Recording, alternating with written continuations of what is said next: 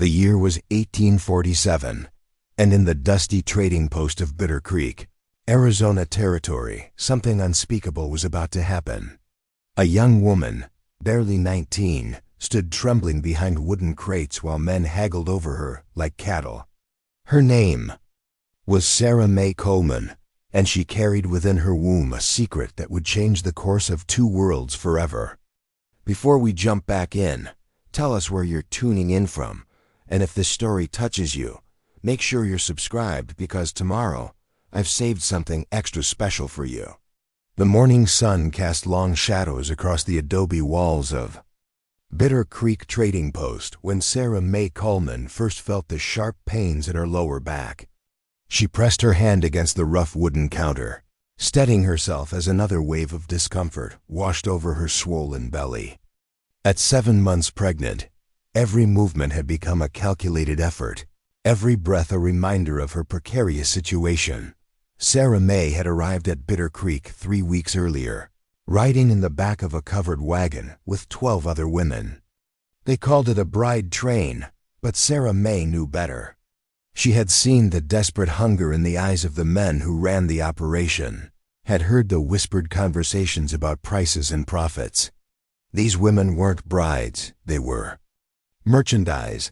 The trading post itself was a sprawling complex of interconnected buildings, constructed from sun-baked adobe and weathered timber. It served as the last civilized stop before the vast Apache territories stretched endlessly into the desert horizon. Merchants, soldiers, and drifters of every description passed through its doors, seeking supplies, information, or simply a safe place to rest before venturing into the unknown wilderness beyond. Jeremiah Blackwood owned the trading post, and he owned everything within its walls. A tall, lean man with cold blue eyes and prematurely gray hair, Blackwood had built his empire on the simple principle that everything and everyone had a price.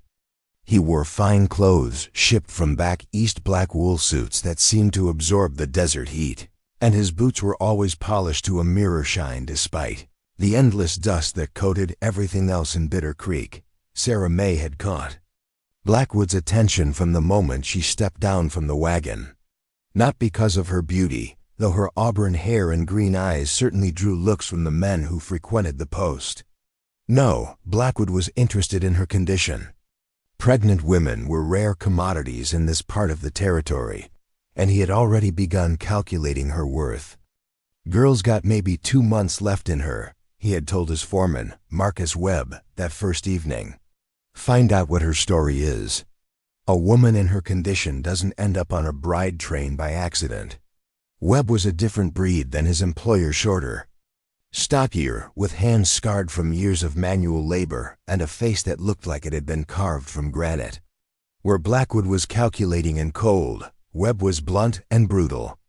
He approached problems with the same methodology he used to break wild horses. Apply pressure until something gave way. Sarah Mae's story, when Webb finally extracted it from her, was depressingly familiar.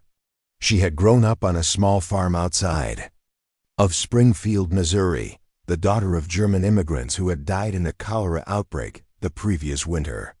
With no family and no means of support, she had fallen into the orbit of a traveling preacher named Cornelius Thorne, a man whose sermons about salvation were matched only by his appetite for young, vulnerable women. Thorne had promised Sarah Mae marriage and security, but what he delivered instead was abandonment when her pregnancy began to show. He had sold her to the bride train operators for $40 and a bottle of Kentucky bourbon, then disappeared into the night like the coward he was. Now, standing in the trading post's main room, Sarah Mae watched as Blackwood examined a shipment of rifles that had arrived that morning. The weapons were destined for the Army fort 30 miles to the east, but she had overheard enough conversations to know that some of them would find their way to Apache bands willing to pay in gold or horses. Blackwood conducted business with anyone who had something he wanted, regardless of their allegiances or intentions. He sold supplies to cavalry units and Apache war parties with equal enthusiasm. playing all sides against each other while carefully maintaining his position as a neutral party. It was a dangerous game, but one that had made him wealthy beyond the dreams of most frontier entrepreneurs. The trading post's main room buzzed with activity as the morning progressed. A group of cavalry soldiers sat around a poker table near the bar, their blue uniforms dusty from hard riding. They spoke in low voices about Apache raids to the south and rumors of a war chief named Scar Eagle who had been uniting the scattered bands under his leadership. At another table, 3 Mexican traders examined bolts of cloth and discussed prices in rapid Spanish. They had ridden up from Sonora with a pack train loaded with silver and were looking to trade for manufactured goods they could sell in the markets of Mexico City. Near the front window, an old mountain man named Isaiah Crenshaw nursed a cup of coffee and regaled anyone who would listen with tales of his encounters with grizzly bears in the Rockies. Crenshaw had been coming to Bitter Creek for nearly a decade, and his stories grew more elaborate with each visit. Sarah May moved carefully between the tables, serving drinks and meals to the customers while trying to ignore the way their eyes followed her movements. Some looked at her with simple lust, others with the calculating gaze of men estimating her potential value. She had learned to keep her head down and her responses brief, avoiding any interaction that might draw unwanted attention. But attention found her anyway. Marcus Webb cornered her near the kitchen door just after noon, his meaty hand closing around her wrist with enough force to leave bruises. "Boss wants to see you," he growled, his breath reeking of whiskey and tobacco. "Got some gentleman interested in making you an offer." Sarah May's blood turned to ice water in her veins. She had been dreading this moment since her arrival, knowing that Blackwood's hospitality would eventually come with a price. "What kind of offer?" she whispered. Webb's smile was anything but reassuring. "The kind that'll take care of your little problem," he said, glancing meaningfully at her swollen belly. "These boys got themselves a claim up in the mountains, but they're lacking in feminine companionship. They're willing to pay good money for the right woman."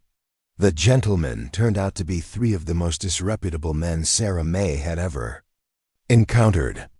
The leader called himself Captain Nathaniel Pierce, though she doubted he had ever held any legitimate military rank. He was a thin, nervous man with darting eyes and fingers stained yellow from tobacco. His companions, the Hutchins brothers Dale and Roy, looked like they had crawled out from under rocks somewhere. Pierce examined Sarah May like she was a piece of livestock, walking around her in a slow circle while making appreciative noises. "She's a fine specimen," he declared to Blackwood. "Healthy stock, good breeding hips. The baby's just a bonus, means we know the equipment works." The casual way he discussed her body and her unborn child made Sarah May's stomach churn with revulsion. She wanted to run, to fight, to scream at these men who treated her like property to be bought and sold. But she was alone in a room full of predators, and her condition made any thought of escape purely academic. "What's your offer?" Blackwood asked, settling into his leather chair behind the massive oak desk that dominated one corner of the room. Pierce reached into his jacket and produced a leather pouch that clinked with the sound of coins. $50 in silver, he sighed, "plus this." He set a bottle of premium whiskey on the desk, real Kentucky bourbon, with an unbroken seal. Blackwood's eyes lit up at the sight of the bottle. Good whiskey was harder to come by than silver in this part of the territory, and this particular brand was worth at least $20 on its own. "That's a generous offer," he admitted, "but the girl's proven fertile. That's worth something extra in these parts." $60, Pierce countered. "Final offer. That's more than you'd get for 3 regular women." The negotiation continued for another 10 minutes, with Sarah May standing silent and helpless while these men decided her fate. Finally, Blackwood nodded his acceptance. "Deal," he said, reaching across the desk to shake Pierce's hand. "But I want payment up front." As Pierce counted out the silver coins onto the desk, Sarah May felt something break inside her chest. It wasn't her heart that had been shattered months ago when Cornelius Thorne revealed his true nature. This was something deeper, something fundamental to her sense of self as a human being with inherent worth and dignity. The sound of horses approaching outside interrupted the transaction. Heavy hoofbeats drummed against the hard-packed earth, accompanied by the jingling of spurs and the creak of leather saddles. Through the window, Sarah May could see a cloud of dust rising from the road that led into the desert. Blackwood frowned and walked to the window, peering out through the glass. What he saw there made his face go pale. "Apache," he said quietly. "A full war party." The room erupted into chaos as everyone rushed to see what was happening outside. The cavalry soldiers grabbed their rifles and took positions near the windows, while the Mexican traders began frantically gathering their goods. Even old Isaiah Crenshaw stopped talking long enough to check the loads in his ancient Hawken rifle, but Blackwood held up a hand for silence. "Nobody shoots unless they attack first," he commanded. "I've got agreements with these people. Let me handle this." Through the window, Sarah May could see them clearly now, 20 Apache warriors mounted on painted ponies, their faces streaked with war paint and their weapons gleaming in the afternoon sun. They rode with a fluid grace that spoke of lifetimes spent in the saddle, moving as one with their horses in a way that seemed almost supernatural. To Sarah May's eyes, at their head rode a man who could only be their leader. Even from a distance, Sarah May could sense the authority that radiated from him like heat from a forge. He was taller than the others, his shoulders broader, his bearing more regal. Eagle feathers adorned his long black hair, and a magnificent war lance rested casually in his right hand. The war party came to a halt 50 yards from the trading post, raising a cloud of dust that hung in the still air like a golden curtain. Their leader dismounted with fluid grace and strode toward the building, his warriors remaining mounted but alert behind him. Blackwood straightened his jacket and walked outside to meet the Apache chief, his hands held carefully away from his weapons. Sarah May pressed herself against the window, straining to hear their conversation over the pounding of her own heart. The Apache leader spoke first, his voice carrying clearly across the distance despite its low tone. He spoke in accented but perfectly understandable English, his words measured and deliberate. "Blackwood," he said simply, "we need to talk." Preparing and narrating this story took us a lot of time, so if you are enjoying it, subscribe to our channel. It means a lot to us. Now back to the story. "Always a pleasure, Scar Eagle," Blackwood replied, though Sarah May could hear the tension in his voice. "What brings you to Bitter Creek?" Scar Eagle. Sarah May felt a chill run down her spine at the name. This was the war chief the cavalry soldiers had been discussing, the man who was supposedly uniting the Apache bands for a final war against the white settlements.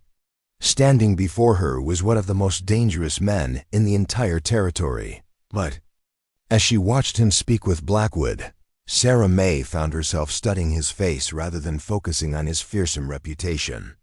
There was intelligence in his dark eyes, and something else, a sadness that seemed to run as deep as an underground river. This was not the savage monster she had expected, but a man carrying the weight of his people's future on his shoulders. "My scouts tell me you've been selling rifles to the Blue Coats again," Scar Eagle said, his tone conversational, but with an underlying edge that made several of the watching men take unconscious steps backward.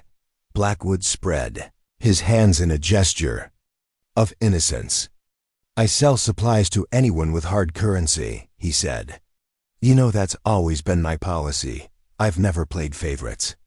"Perhaps it's time you did," Scar Eagle replied. His gaze swept across the front of the building, taking in every detail, every potential threat. When his eyes found Sarah May through the window, they lingered for just a moment before moving on. But in that brief instant of eye contact, something passed between them, a recognition that transcended words or rational explanation. Sarah May felt her breath catch in her throat, and she saw something flicker in the Apache chief's expression before his face returned to its impassive mask. The conversation between Blackwood and Scar Eagle continued for several more minutes, touching on topics of trade, territory, and the increasing tensions between the Apache bands and the encroaching white settlements. But Sarah May found herself unable to concentrate on their words. Her attention kept returning to that moment of unexpected connection, trying to understand what had just happened. Finally, Scar Eagle stepped back and remounted his horse with the same fluid grace he had displayed in dismounting. "Think about what I've said, Blackwood," he called out. "The old ways of doing business may not serve you much longer." As the war party wheeled their horses and rode back into the desert, Sarah May remained pressed against the window, watching, until they disappeared into the shimmering heat waves that rose from the distant horizon. Only then did she become aware that Captain Pierce was standing directly behind her, close enough that she could feel his breath on her neck. "Quite a show," Pierce said with a laugh that held no humor. "Good thing they didn't decide to take what they wanted instead of asking for it. Might have complicated our transaction." The reminder of her situation hit Sarah May like a physical blow. In the excitement of the Apache visit, she had momentarily forgotten about the deal that had just been struck for her person. Now reality came crashing back with devastating force. "Come along, darling," Pierce continued, his hand closing around her upper arm. "Time to collect our property and head back to our claim. Got a long ride ahead of us, and I want to be well clear of Apache territory before dark." As Pierce began steering her toward the door, Sarah May cast one last desperate look around the room, searching for any sign of help or rescue. But the cavalry soldiers were already returning to their poker game. The Mexican traders were focused on their cloth samples, and Isaiah Crenshaw had resumed his bear stories as if nothing had happened. Only Jeremiah Blackwood met her gaze, and what she saw in his cold blue eyes offered no comfort whatsoever. To him, she was just another transaction completed, another profit margin calculated and realized. Her humanity, her dreams, her unborn child, none of it mattered to him beyond its monetary value. The bottle of Kentucky bourbon sat on his desk like a trophy, catching the afternoon light streaming through the window. $60 in silver. And a bottle of whiskey that was the sum total of her worth in this harsh land where human dignity was just another commodity to be bought and sold. As Pierce pulled her toward the door, Sarah May felt the baby move within her womb, a small flutter of life that reminded her that she wasn't just fighting for herself anymore. Whatever happened next, whatever horrors awaited her at Pierce's mountain claim, she would endure them for the sake of the innocent life she carried. The desert sun beat down mercilessly as they stepped outside, and in the distance, a dust cloud marked the passage of Scar Eagle's war party as they disappeared into the vast wilderness beyond. Bitter Creek Trading Post. The wagon jolted violently as it hit another rut in the narrow mountain trail, sending sharp pains shooting through Sarah May's back. She gripped the wooden sides of the wagon bed, trying to protect her belly from the worst of the impacts while Captain Pierce drove the mules with increasing urgency. The sun was already sinking toward the western peaks, painting the sky in shades of orange and crimson that would have been beautiful under different circumstances. Dale Hutchins rode alongside the wagon, his rifle resting across his saddle horn, as he scanned the rocky slopes for any sign of Apache scouts. His brother Roy brought up the rear, leading the pack mules loaded with supplies they had purchased at Bitter Creek. The brothers rarely spoke, communicating instead through grunts and gestures that suggested years of working together in situations where silence meant survival. "How much further?" Sarah May asked, her voice barely audible over the creaking of the wagon wheels and the clip-clop of hooves on stone. Pierce glanced back at her with irritation. "Another hour, maybe 2 if we hit any more rough patches," he said. "And keep your voice down. Sound carries in these mountains, and we don't need to advertise our position to any hostiles that might be tracking us." The trail they followed was little more than a game path widened by years of occasional use by prospectors and hunters. It wound its way up through dense stands of pine and aspen, following the contours of the mountainside in a series of switchbacks that grew steeper with each turn. On one side rose sheer cliff faces of gray granite, while on the other, the ground dropped away into valleys so deep that their bottoms were lost in gathering shadows that, as they climbed higher, the air grew thinner and cooler, bringing welcome relief from the oppressive heat of the desert below. Sarah May found herself able to breathe more easily, though whether that was due to the altitude or simply being away from the suffocating atmosphere of the trading post, she couldn't say. The claim itself, when they finally reached it, was a testament to the desperate optimism that drove men to seek their fortunes in the wilderness. A ramshackle collection of buildings clung to a narrow shelf of level ground carved from the mountainside, connected by wooden walkways that looked like they might collapse at any moment. The main cabin was constructed from rough-hewn logs chinked with mud and moss, its roof a patchwork of wooden shingles and canvas patches. "Home sweet home," Pierce announced with bitter sarcasm as he brought the wagon to a halt beside what appeared to be a stable. "Not much to look at, but she's got everything a man needs to make his fortune." Roy Hutchins dismounted and began unharnessing the mules while his brother Dale helped Sarah May down from the wagon. Her legs nearly buckled when her feet touched solid ground after hours of jarring travel, and she had to lean against the wagon wheel for support while the circulation returned to her cramped limbs. The mining operation consisted of several distinct areas carved into the mountainside at different levels. The main shaft descended into the mountain from a wooden framework that housed a crude pulley system for hauling up buckets of ore. Below that, a series of sluice boxes channeled water from a nearby stream through wooden troughs, designed to separate gold dust from the surrounding rock and gravel. "Been working this claim for 3 years now," Pierce said, following her gaze. "Found enough color to keep us interested, but nothing like the big strikes they're making down in California. Still, a man can make a decent living if he's willing to work for it." Sarah May doubted that Pierce and the Hutchins brothers were making anything approaching a decent living. The evidence of their struggles was everywhere she looked, in the patched equipment, the improvised repairs, the general air of barely controlled desperation that hung over the entire operation. Like smoke from a dying fire, the interior of the Meyer Way main cabin was even more depressing than its exterior.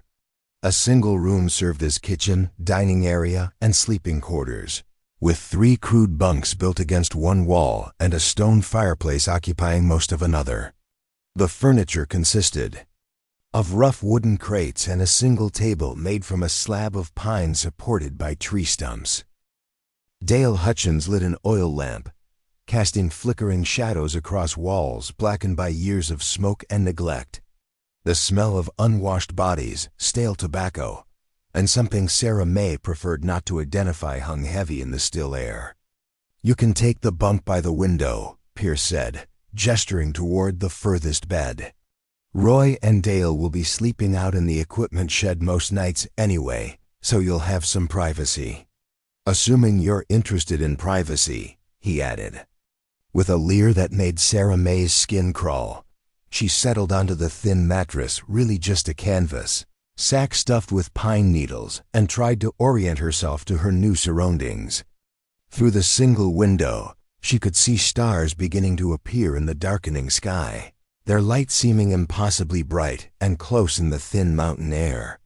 "Now then," Pierce continued, settling into the cabin's only chair, "let's discuss the terms of our arrangement. You'll be cooking, cleaning, and tending to whatever other needs we might have. In return, you get food, shelter, and protection from the various unpleasant elements that roam these mountains." Roy Hutchins snorted with laughter from where he was examining the supplies they had brought from the trading post. "Protection," he repeated. "That's a good one, Cap'n. Like we could protect ourselves from a determined chipmunk, let alone Apache raiders." "Shut up, Roy," Pierce snapped. The lady doesn't need to hear about every potential danger in the territory. But Sarah May was already well aware of the dangers. She had seen the fear in Pierce's eyes during the ride up the mountain, had noticed how all three men jumped at every unexpected sound. They were scared, probably more scared than she was, and that realization gave her the first glimmer of hope she had felt since leaving. Bitter Creek. The next morning brought a routine that would define her existence for the weeks that followed. She rose before dawn to start the fire and prepare breakfast, then spent her days maintaining the cabin while the men worked the claim. The physical labor was exhausting in her condition, but it kept her mind occupied and her body strong. Pierce had been telling the truth about one thing: they were finding gold, though in quantities that barely justified the backbreaking effort required to extract it. Each day, the men would disappear into the shaft or work the sluice boxes, emerging covered in mud and rock dust with perhaps an ounce or two of gold flakes to show for their efforts. The isolation was perhaps the most difficult aspect of her situation. The nearest neighbor was another mining claim 15 miles down the mountain, and contact with the outside world was limited to Pierce's monthly trips to Bitter Creek for supplies. Sarah May found herself talking to the chipmunks and mountain birds that visited the cabin. Grateful for any semblance of companionship in the vast wilderness. It was during her third week at the claim that she first saw the Apache scout. She had been hanging laundry on a line stretched between two pine trees when movement in the tree line caught her eye. At first, she thought it might be a deer or elk, but something about the way the shadows shifted seemed too deliberate, too purposeful for a wild animal. Sarah May froze, her hands still gripping the wet shirt she had been about to hang, and stared intently at the spot where she thought she had seen movement. For long minutes, nothing happened. Then, just as she was beginning to convince herself that her imagination had been playing tricks on her, a figure emerged from behind a massive boulder 50 yards away. The Apache warrior sat motionless on his horse, studying the mining operation with the patient attention of a predator evaluating potential prey. He wore no war paint, carried no weapons that Sarah May could see, but there was something about his presence that made the hair on her arms stand up. She wanted to scream, too, run back to the cabin and alert Pierce and the Hutchins brothers, but some instinct told her that sudden movement would be a mistake. Instead, she remained perfectly still, hoping that her drab clothing would help her blend into the background. The warrior's gaze swept across the claim, taking in every detail of the operation. His eyes lingered on the equipment, the buildings, the trail that led down the mountain. Finally, his attention settled on Sarah May herself, and she felt the same electric shock of recognition she had experienced at the trading post. It was him. Scar Eagle. Even at this distance, even without the war paint and ceremonial feathers, she was certain of his identity. But what was he doing here, alone and apparently unarmed, watching a small mining operation that posed no threat to anyone? Their eyes met across the clearing, and for a moment that seemed to stretch into eternity, neither moved. Sarah May felt her heart hammering against her ribs so hard she was certain he must be able to hear it. Then, without any warning or gesture, Scar Eagle simply melted back into the forest as silently as he had appeared. Sarah May remained frozen by the clothesline for several more minutes, scanning the tree line for any sign of his return. When she was finally convinced that he was truly gone, she gathered up the remaining laundry and hurried back to the cabin on unsteady legs. She said nothing to Pierce and the Hutchins brothers about what she had seen. Something told her that knowledge of Apache surveillance would send the three men into a panic that might have dangerous consequences for everyone involved. Better to keep the information to herself and hope that Scar Eagle's interest was merely casual reconnaissance. But over the following days, she found herself constantly scanning the forest, looking for any sign of watchers in the shadows. She began to notice things she had previously overlooked: broken twigs that suggested the passage of unshod horses, tracks in the mud near the stream that didn't match the boots worn by the miners, the sudden silence of birds that might indicate the presence of intruders. The Apache were watching them.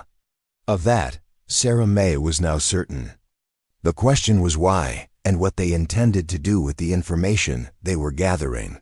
Her answer came sooner than expected. It was a Tuesday morning in late September when Pierce failed to return from his usual inspection of the sluice boxes. Roy Hutchins had gone looking for him after an hour passed without any sign of the claim's self-appointed leader, only to come running back to the cabin white-faced and stammering. "He's gone," Roy gasped, his hands shaking as he reached for his rifle. "Just gone. Found his hat floating in the creek, but no sign of Pierce anywhere." Dale Hutchins was already loading his weapon and stuffing extra ammunition into his pockets. "Apache," he said grimly. "Had to be. Probably took him for interrogation. Find out what we know about troop movements and such." Sarah May felt a chill that had nothing to do with the mountain air. "What are we going to do?" she asked. The brothers exchanged a look that spoke volumes about their level of confidence in their own survival skills. "Pack what we can carry," Dale said finally. "Get down to the trading post fast as we can travel. This claim ain't worth dying for." They spent the next hour frantically gathering their most valuable possession, what little gold they had accumulated, their weapons and ammunition, enough food for the journey down the mountain. Sarah May packed her few belongings in a canvas bag, including the small Bible that was her only remaining connection to her previous life. The mules were harnessed to the wagon in record time, and within 2 hours of Pierce's disappearance, the small party was ready to abandon the claim that had consumed 3 years of their lives.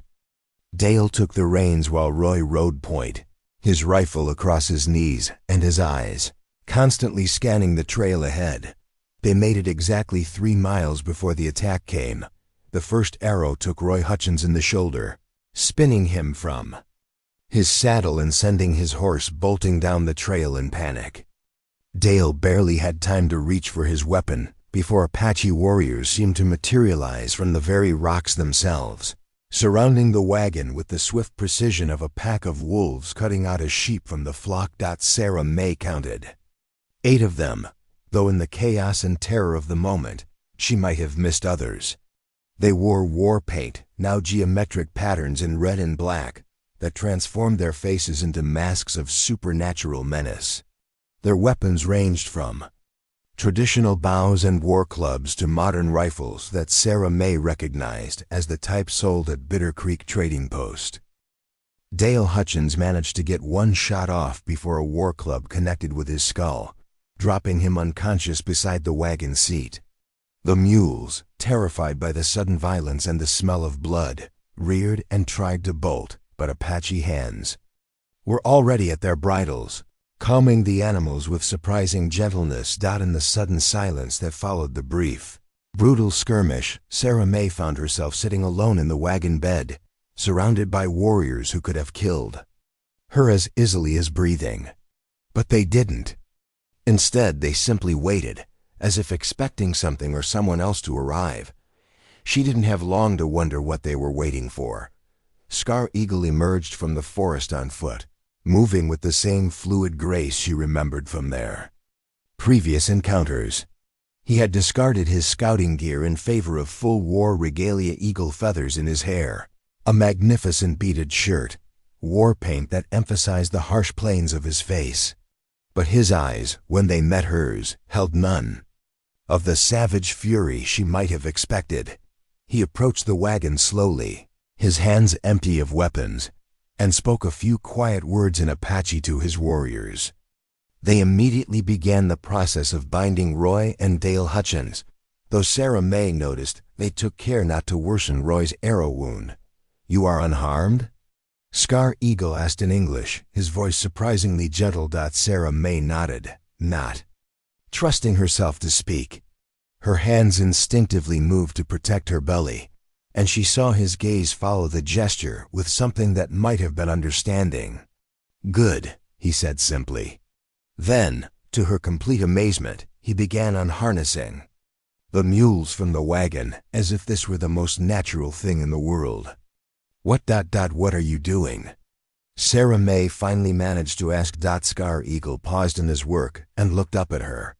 Taking you home, he said, as if the answer should have been obvious. Home? Sarah May repeated, confusion evident in her voice. But this isn't my home. I don't even know you. Something that might have been a smile flickered across Scar Eagle's painted features. Perhaps not, he admitted, but you will. The implications of his words hit her like a physical blow. He wasn't planning to kill her or hold her for ransom. He was planning to keep her. To take her back to his people and make her part of their world. The thought should have terrified her. By all rights, she should have been screaming, fighting, begging for mercy. But as she looked into Scar Eagle's dark eyes, Sarah May felt something unexpected, relief. For the first time since Cornelius Thorne had abandoned her, someone was offering her protection that didn't come with a price tag attached. Someone was looking at her not as property to be bought and sold, but as a person worthy of care and consideration. It might be the beginning of a new kind of captivity, but it was also the end of the old one. And in that moment, Sarah May Coleman made a decision that would change the course of her life forever. She didn't resist as Scar Eagle helped her down from the wagon. She didn't protest as one of his warriors brought up a gentle mare for her to ride, and when they started down a hidden trail that led deeper into Apache territory, she followed without looking back at the abandoned mining claim or the two men who had purchased her like livestock. The sun was setting behind the mountains, painting the sky in shades of gold and purple that seemed to welcome her into a new world. A world where her worth wouldn't be measured in silver dollars and bottles of whiskey, but in something far more precious and infinitely more complex. As they rode through the gathering darkness, Sarah May felt her unborn child move within her womb, and she whispered a quiet prayer of gratitude for whatever strange fate had brought Scar Eagle into her life. The Apache village materialized from the landscape like something from a dream. Hidden in a box canyon whose entrance was so narrow that Sarah May had missed it entirely during their approach, the settlement consisted of dozens of Wickiups dome-shaped structures made from bent willow branches and covered with animal hides and woven grass mats. Smoke rose from cooking fires scattered throughout the camp, and the sound of children's laughter echoed off the red sandstone walls that surrounded the hidden valley. Sarah May's first glimpse of Apache daily life shattered every preconception she had formed about these people. Women moved gracefully between the dwellings, tending to cooking pots and weaving baskets with intricate geometric patterns. Children played games with hoops and sticks, their joyful shouts creating a soundtrack of normalcy that seemed at odds with the fearsome reputation of their tribe. Elderly men sat in circles, smoking pipes and engaging in animated discussions, while dogs dozed in patches of afternoon sunlight. This was not the savage war camp she had expected, but a functioning community with its own rhythms and traditions, its own sense of order and purpose. The realization forced Sarah May to confront the uncomfortable truth that her understanding of the Apache people had been shaped entirely by the prejudices and fears of those who saw them only as enemies. Scar Eagle dismounted near the center of the village and helped Sarah May down from her mare. The moment her feet touched the ground, she became aware that every eye in the camp was focused on her. Conversations stopped mid-sentence. Children paused in their games, and even the dogs seemed to sense that something significant was happening. An elderly woman approached them, her weathered face a map of dignity and intelligence. She wore dress of soft deerskin decorated with beadwork in patterns that seemed to tell stories, and her gray hair was braided with silver ornaments that caught the light. When she spoke to Scar Eagle, her voice carried the authority of someone accustomed to being heard and obeyed. "This is Grandmother Willow," Scar Eagle said to Sarah May after their brief exchange. "She speaks for the women of our people. She will decide where you will live and how you will be received among us." Grandmother Willow circled Sarah May slowly, studying her with eyes that seemed to see everything, the exhaustion etched in her face, the protective way she held her hands over her belly, the fear she was trying so hard to hide. Finally, the old woman reached out and gently touched Sarah May's swollen abdomen, speaking softly in Apache. "She says the child you carry is strong," Scar Eagle translated. "A warrior's spirit, she thinks. Male or female, it will be a leader among our people." The casual assumption that her child would be raised Apache sent a chill through Sarah May's chest. "I don't understand," she said. "What exactly do you expect from me? Why did you bring me here?" Scar Eagle was quiet for a long moment, his dark eyes studying her face as if searching for something. When he finally spoke, his words carried a weight that suggested they had been carefully considered. "Among my people, a man's worth is measured not by what he takes, but by what he protects," he said. "You were being sold like a horse or a rifle. That is not the way of human beings with souls. So this is charity?" Sarah May asked, uncertainty coloring her voice. "No," Scar Eagle replied, and something in his tone made her look at him more carefully. "This is something else. Something I do not yet fully understand myself." Grandmother Willow interrupted their conversation with a sharp word in Apache, then gestured for Sarah May to follow her. As they walked through the village, Sarah May became aware of the complex social dynamics at play around her. Women paused in their work to examine her curiously, their expressions ranging from suspicious to sympathetic. Children pointed and whispered until their mothers shushed them with gentle words. Wiki-up Grandmother Willow led her to was larger than most, with space for several people and their belongings. Inside, the structure was surprisingly comfortable, with woven mats covering the floor and buffalo robes arranged as seating and bedding. A small fire pit in the center provided warmth and light, while storage baskets lined the curved walls. Two younger women were waiting inside, clearly Grandmother Willow's daughters or granddaughters, judging by the family resemblance in their features. The elder of the two, perhaps 30 years old, had kind eyes and a gentle smile. The younger woman, barely out of her teens, regarded Sarah May with unconcealed curiosity, through a combination of gestures, simple English words, and Scar Eagles. Translation: Sarah May learned that she would be staying with this family until her situation could be more permanently resolved. The older woman was called Morning Star, and she had lost her own husband in a cavalry raid 2 winters earlier. The younger was her sister Laughing Bird, who had never married but helped raise Morning Star's 3 children. The children themselves, 2 boys and a girl ranging in age from 6 to 12, studied Sarah May with the frank curiosity of youth. The oldest, a boy named Swift Arrow, spoke a few words of English learned from traders and seemed eager to practice his vocabulary. His younger brother, Little Fox, was more reserved, content to watch from behind his mother's skirts. The girl, Dancing Rain, showed immediate fascination with Sarah May's auburn hair, reaching out tentatively to touch the unfamiliar texture. As evening approached, the village settled into routines that spoke of generations of tradition. Cooking fires were banked for the night, animals were secured, and families gathered in their wiki-ups to share meals and stories.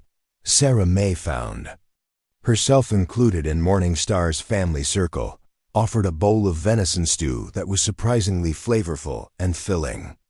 The conversation around the fire was conducted primarily in Apache, but Sarah May caught enough English words and gestures to follow the general flow.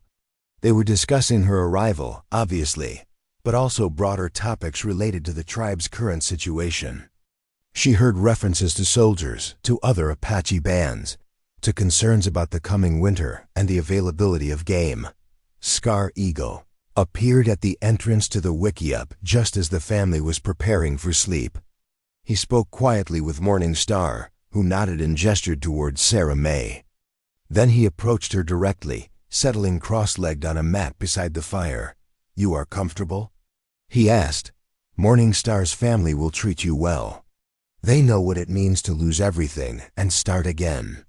Sarah May shifted uncomfortably, acutely aware of the curious gazes of the children. "I need to understand something," she said. "What happens to me now? What do you expect in return for this? Kindness?" Scar Eagle was quiet for so long that Sarah May began to wonder if he had heard her question. When he finally spoke, his words were carefully measured. "In 2 days, the Council of Elders will meet to discuss your presence among us," he said. "They will decide whether you can remain permanently or if other arrangements must be made. And if they decide I can't stay, then I will ensure you reach a place of safety among your own people," Scar Eagle replied. "Perhaps one of the missions in California, where women in your condition can find shelter." The offer was more generous than anything Sarah May had any right to expect, but it raised other questions that she wasn't sure she was ready to ask. Why was this Apache war chief, this man who supposedly led raids against white settlements, going to such lengths to protect a stranger? What did he gain from helping her? As if reading her thoughts, Scar Eagle continued, "You wonder why I do this thing? Why I risk the disapproval of my own people to bring a white woman into our village?" Sarah May nodded, not trusting herself to speak. "I have seen too much death," Scar Eagle said quietly. "Too much destruction. When I look at you, at the life you carry, I see possibility instead of endings. Perhaps that is foolish. Perhaps it is a luxury a war chief cannot afford. But I am tired of being the instrument of other people's hatred." The honesty in his voice caught Sarah May off guard. This was not the savage enemy she had been taught to fear, but a man struggling with the weight of leadership and the moral complexity of his position. For the first time since her arrival, she began to see him not as her captor or savior, but as a human being facing impossible choices. The next morning brought Sarah May's first real introduction to Apache daily life. She woke before dawn to find Morning Star already up and preparing the morning meal, moving quietly to avoid waking the children. When Sarah May offered to help, the Apache woman smiled and handed her a wooden spoon, gesturing toward a pot of grain porridge that needed stirring. Working side by side in the pre-dawn darkness, the two women began the slow process of learning to communicate. Morning Star spoke a few words of English, while Sarah May picked up basic Apache phrases for common objects and actions.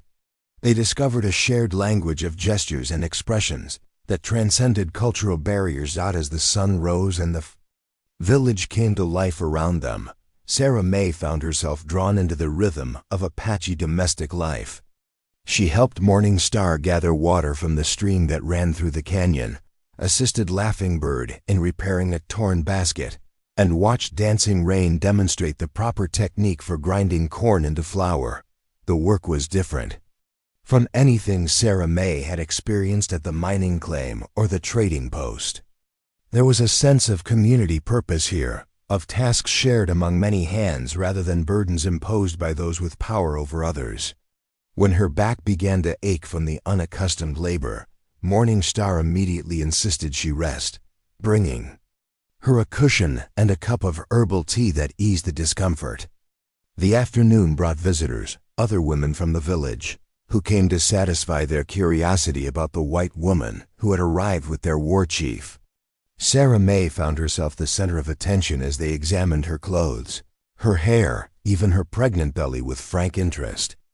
Their questions, filtered through Morning Star's translations, revealed a complex mixture of suspicion and sympathy. Some wanted to know if she was a spy, sent by the army to gather information about Apache defenses.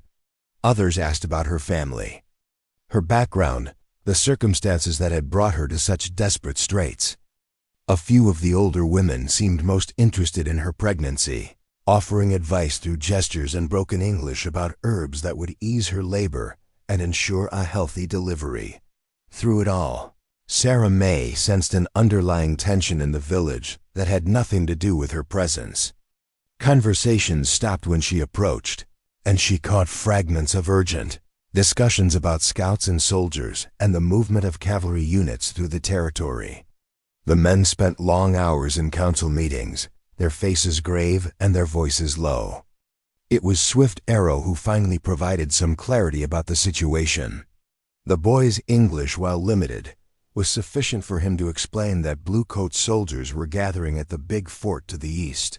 His mother had forbidden him from riding with the warrior parties, but he had overheard enough to understand that his people were preparing for war. "Many soldiers come," Swift Arrow said, his young face serious beyond his years. "They want to put all Apache on reservation. Make us live like prisoners." The implications hit Sarah May like a physical blow. She was living among people who were about to be thrust into a life-or-death struggle for their freedom and their way of life. Her presence here wasn't just unusual, it was potentially dangerous for everyone involved. That evening, Scar Eagle appeared again at Morning Star's wake, but this time his manner was different. Gone was the calm confidence she had come to associate with him, replaced by something that looked almost like uncertainty. "The council will meet tomorrow at sunset," he told Sarah May. "They will hear my words about you, and they will decide your fate." "And what will you tell them?" Sarah May asked. Scar Eagle studied her face in the flickering firelight, his expression unreadable. "That depends," he said finally. "Tell me, Sarah May Coleman, what do you want from this life? What do you hope for yourself and your child?" The question was so unexpected, so unlike anything anyone had asked her in months, that Sarah May found herself speechless. What did she want? For so long, her existence had been defined by the wants and needs of others. Cornelius Thorne's lust, Jeremiah Blackwood's greed, Captain Pierce's exploitation. The idea that her own desires might actually matter seemed almost revolutionary. "I want safety," she said finally. "For my baby, if not for myself. I want to be somewhere where we're valued as human beings, not treated as property." "And if that place is here, among my people?" Scar Eagle asked. "If the council agrees to let you stay permanently, to raise your child as one of us." Sarah May felt her heart racing as she considered the implications of his question. What would that mean exactly? "It would mean accepting our ways, our beliefs, our customs," Scar Eagle said. "It would mean your child would grow up Apache, would learn our language and our traditions. And it would mean—" He paused, as if gathering courage for what came next. "It would mean accepting me as your protector and provider. As your husband, in the eyes of my people." The words hung in the air between them, like smoke from the dying fire. Sarah May stared at him, her mind reeling as she tried to process what he was proposing. Marriage to an Apache war chief. The very idea would have seemed impossible just weeks ago. Now, looking into his dark eyes and seeing the genuine care reflected there, it seemed like perhaps the first honest proposition she had received since her world fell apart. "Why?" she whispered. "Why would you want that?" Scar Eagle reached out slowly, his calloused hand covering hers with surprising gentleness. "Because when I look at you, I see strength," he said. "I see a woman who has survived things that would break many men. I see someone worthy of protection, worthy of respect, and because ... He paused, struggling with words in a language that was not his own. "Because my heart tells me this is right, even when my mind says it is impossible." Sarah May felt tears building behind her eyes, the first tears she had allowed herself since Captain Pierce had bought her from Jeremiah Blackwood. But these were not tears of despair or fear. They were something else entirely, something she hadn't felt in so long she had almost forgotten its name. Hope. "Tomorrow," she said, her voice barely audible over the crackling of the fire. "We'll know tomorrow what the council decides." Scar Eagle nodded and rose to leave, but Sarah May's voice stopped him at the entrance to the wickiup. "Scar Eagle," she called softly, "what you said about your heart. I think mine might be saying the same thing."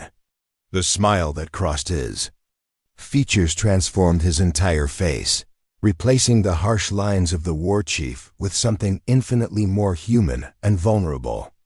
Without another word, he disappeared into the night, leaving Sarah May alone with thoughts that tumbled through her mind like leaves in an autumn wind. Tomorrow, would bring the council's decision. Tomorrow would determine whether she would find a permanent home among the Apache or be forced to seek sanctuary elsewhere. But tonight, for the first time in longer than she could remember, Sarah Mae Coleman fell asleep with hope warming her heart like a well-tended fire. The child within. Her womb seemed to sense her change in mood, moving restlessly as if eager to be born into this new world of possibility. Whatever tomorrow brought, Sarah Mae knew that her life had already changed in ways she was only beginning to understand. In the distance, a coyote howled its ancient song to the star-filled sky, and the sound seemed less like a cry of loneliness than a celebration of survival against impossible odds. The drums began at sunset, their deep rhythmic beats echoing off the canyon walls like the heartbeat of the earth itself. Sarah Mae felt each thrum in her chest as she sat beside Morning Star's fire, watching the Apache women prepare for the evening's council meeting. The decision about her fate would be made tonight, and the entire village seemed to pulse with anticipation. Morning Star worked silently beside her, weaving thin strips of leather into an intricate pattern that would become a baby carrier. Her hands moved with practiced efficiency, but Sarah Mae could sense the tension in her movements. When their eyes met, the Apache woman offered a reassuring smile that didn't quite reach her eyes. "Council speaks truth," Morning Star said in her careful English. "What meant to be will be." Sarah Mae nodded, though her stomach churned with anxiety. She had spent the day learning more about Apache customs from Laughing Bird, who had explained the significance of the council's decision. If they voted to accept her, she would become not just a member of the tribe, but part of their very identity. If they rejected her presence, even Scar Eagle's protection might not be enough to guarantee her safety. As darkness settled over the canyon, fires were lit in a circle at the village's heart. The elders emerged from their wickiups wearing ceremonial dress, elaborately beaded shirts, eagle feather headdresses, and jewelry crafted from silver and turquoise. Their faces were painted with symbols that spoke of wisdom, authority, and connection to the spiritual world. Scar Eagle appeared at the entrance to Morning Star's dwelling just as the formal proceedings began. He wore the full regalia of a war chief, a magnificent shirt decorated with intricate beadwork depicting eagles and lightning bolts, war paint that emphasized the strong bones of his face, and a headdress of black and white eagle feathers that added inches to his already imposing height. "It is time," he said simply, offering Sarah Mae his hand. She rose carefully, her pregnancy making sudden movements difficult, and allowed him to escort her toward the council fire. As they walked through the village, Sarah Mae became aware that every member of the tribe had gathered to witness the proceedings. Men, women, and children formed concentric circles around the central fire, their faces solemn in the flickering light. A space had been cleared near the fire where Sarah Mae was directed to sit on a beautifully woven mat. Scar Eagle took his place among the other warriors, while the elders arranged themselves in a semicircle facing the flames. The drums continued their steady beat, joined now by the haunting sound of a bone flute that seemed to call spirits from the surrounding darkness. The eldest of the council members rose to speak first. He was a man of perhaps 70 years, his face deeply lined by decades of desert sun and mountain wind. When he spoke, his voice carried the authority of someone who had witnessed the rise and fall of generations. Scar Eagle translated his words in low tones. He speaks of the old ways when our people lived in harmony with all creatures. He says the spirits have sent signs, the early return of the ravens, the unusual patterns in the stars that suggest great changes are coming. The old man continued for several minutes, his words punctuated by murmurs of agreement from the gathered crowd. Sarah Mae caught familiar terms: soldiers, reservation, freedom, that suggested the council was discussing the larger political situation facing their people. The second elder to speak was a woman of middle years, whose intelligent eyes seemed to see everything. Her speech was shorter but no less passionate, and when she finished, Several of the younger women in the audience voiced their support with traditional calling sounds. "She speaks for the women of our people," Scar Eagle explained. "She says that a woman with child should never be turned away from those who can protect her. She says the baby you carry may be the bridge between two worlds, and that such bridges are gifts from the Creator." The debate continued for over an hour, with each elder offering their perspective on Sarah May's presence among them. Some spoke of the practical dangers of harboring a white woman during a time of increasing tensions with the army. Others emphasized the moral obligation to protect the innocent and defenseless. Through it all, Sarah May sat in silence, understanding enough of the discussion to realize that opinion was divided. Finally, the eldest elder called for Scar Eagle to present his case. The war chief rose and walked to the center of the circle, his presence commanding immediate attention from every person gathered around the fire. When he spoke, his voice carried across the canyon with the resonance of natural authority. He gestured towards Sarah May as he outlined her story, her abandonment by the white preacher, her sale to the mining operation, her rescue from men who treated her as property rather than a human being with inherent dignity. "He tells them that you have shown courage in the face of suffering," Morning Star whispered, having moved closer to provide translation. "He says you have proven worthy of respect through your actions, not your birth." Scar Eagle's speech grew more passionate as he continued, his words painting a picture of Sarah May's character that surprised her with its insight and accuracy. He spoke of her willingness to work despite her condition, her kindness to Morning Star's children, her quiet dignity in the face of uncertainty about her future. But then his tone changed, becoming more personal and vulnerable. Even without understanding Apache, Sarah May could hear the difference in his voice as he spoke about his own feelings and motivations. "Now he speaks of his heart," Morning Star continued, her voice soft with emotion. "He says that the Creator sometimes sends us gifts we do not expect, people who teach us new ways of seeing the world. He asks the council to trust his judgment, as they have trusted him in matters of war and peace." The drums fell silent as Scar Eagle finished his speech, leaving only the crackling of the fire and the distant call of a night bird to break the profound stillness that settled over the gathering. The elders huddled together, their voices too low for anyone else to hear as they debated Sarah May's fate. The deliberation seemed to last forever, though it was probably no more than 10 minutes. Sarah May found herself studying the faces around the fire, trying to read the expressions of people who would determine whether she would find sanctuary among them or be forced to seek it elsewhere. Finally, the eldest elder rose and walked to the fire's edge.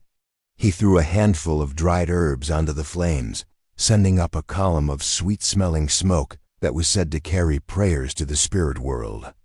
Then he turned to face Sarah May directly.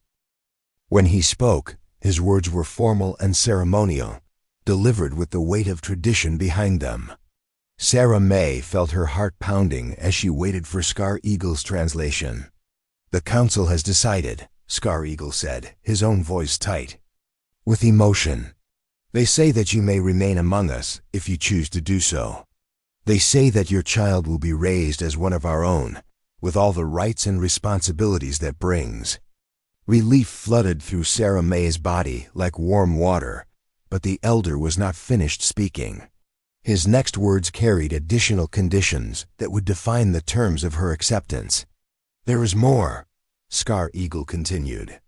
"They say that you must take an Apache name, learn our language, and follow our customs. And they say that if you are to remain permanently, you must be joined to someone who can speak for you in tribal matters." Sarah May felt her cheeks burn as she realized what the elder was suggesting.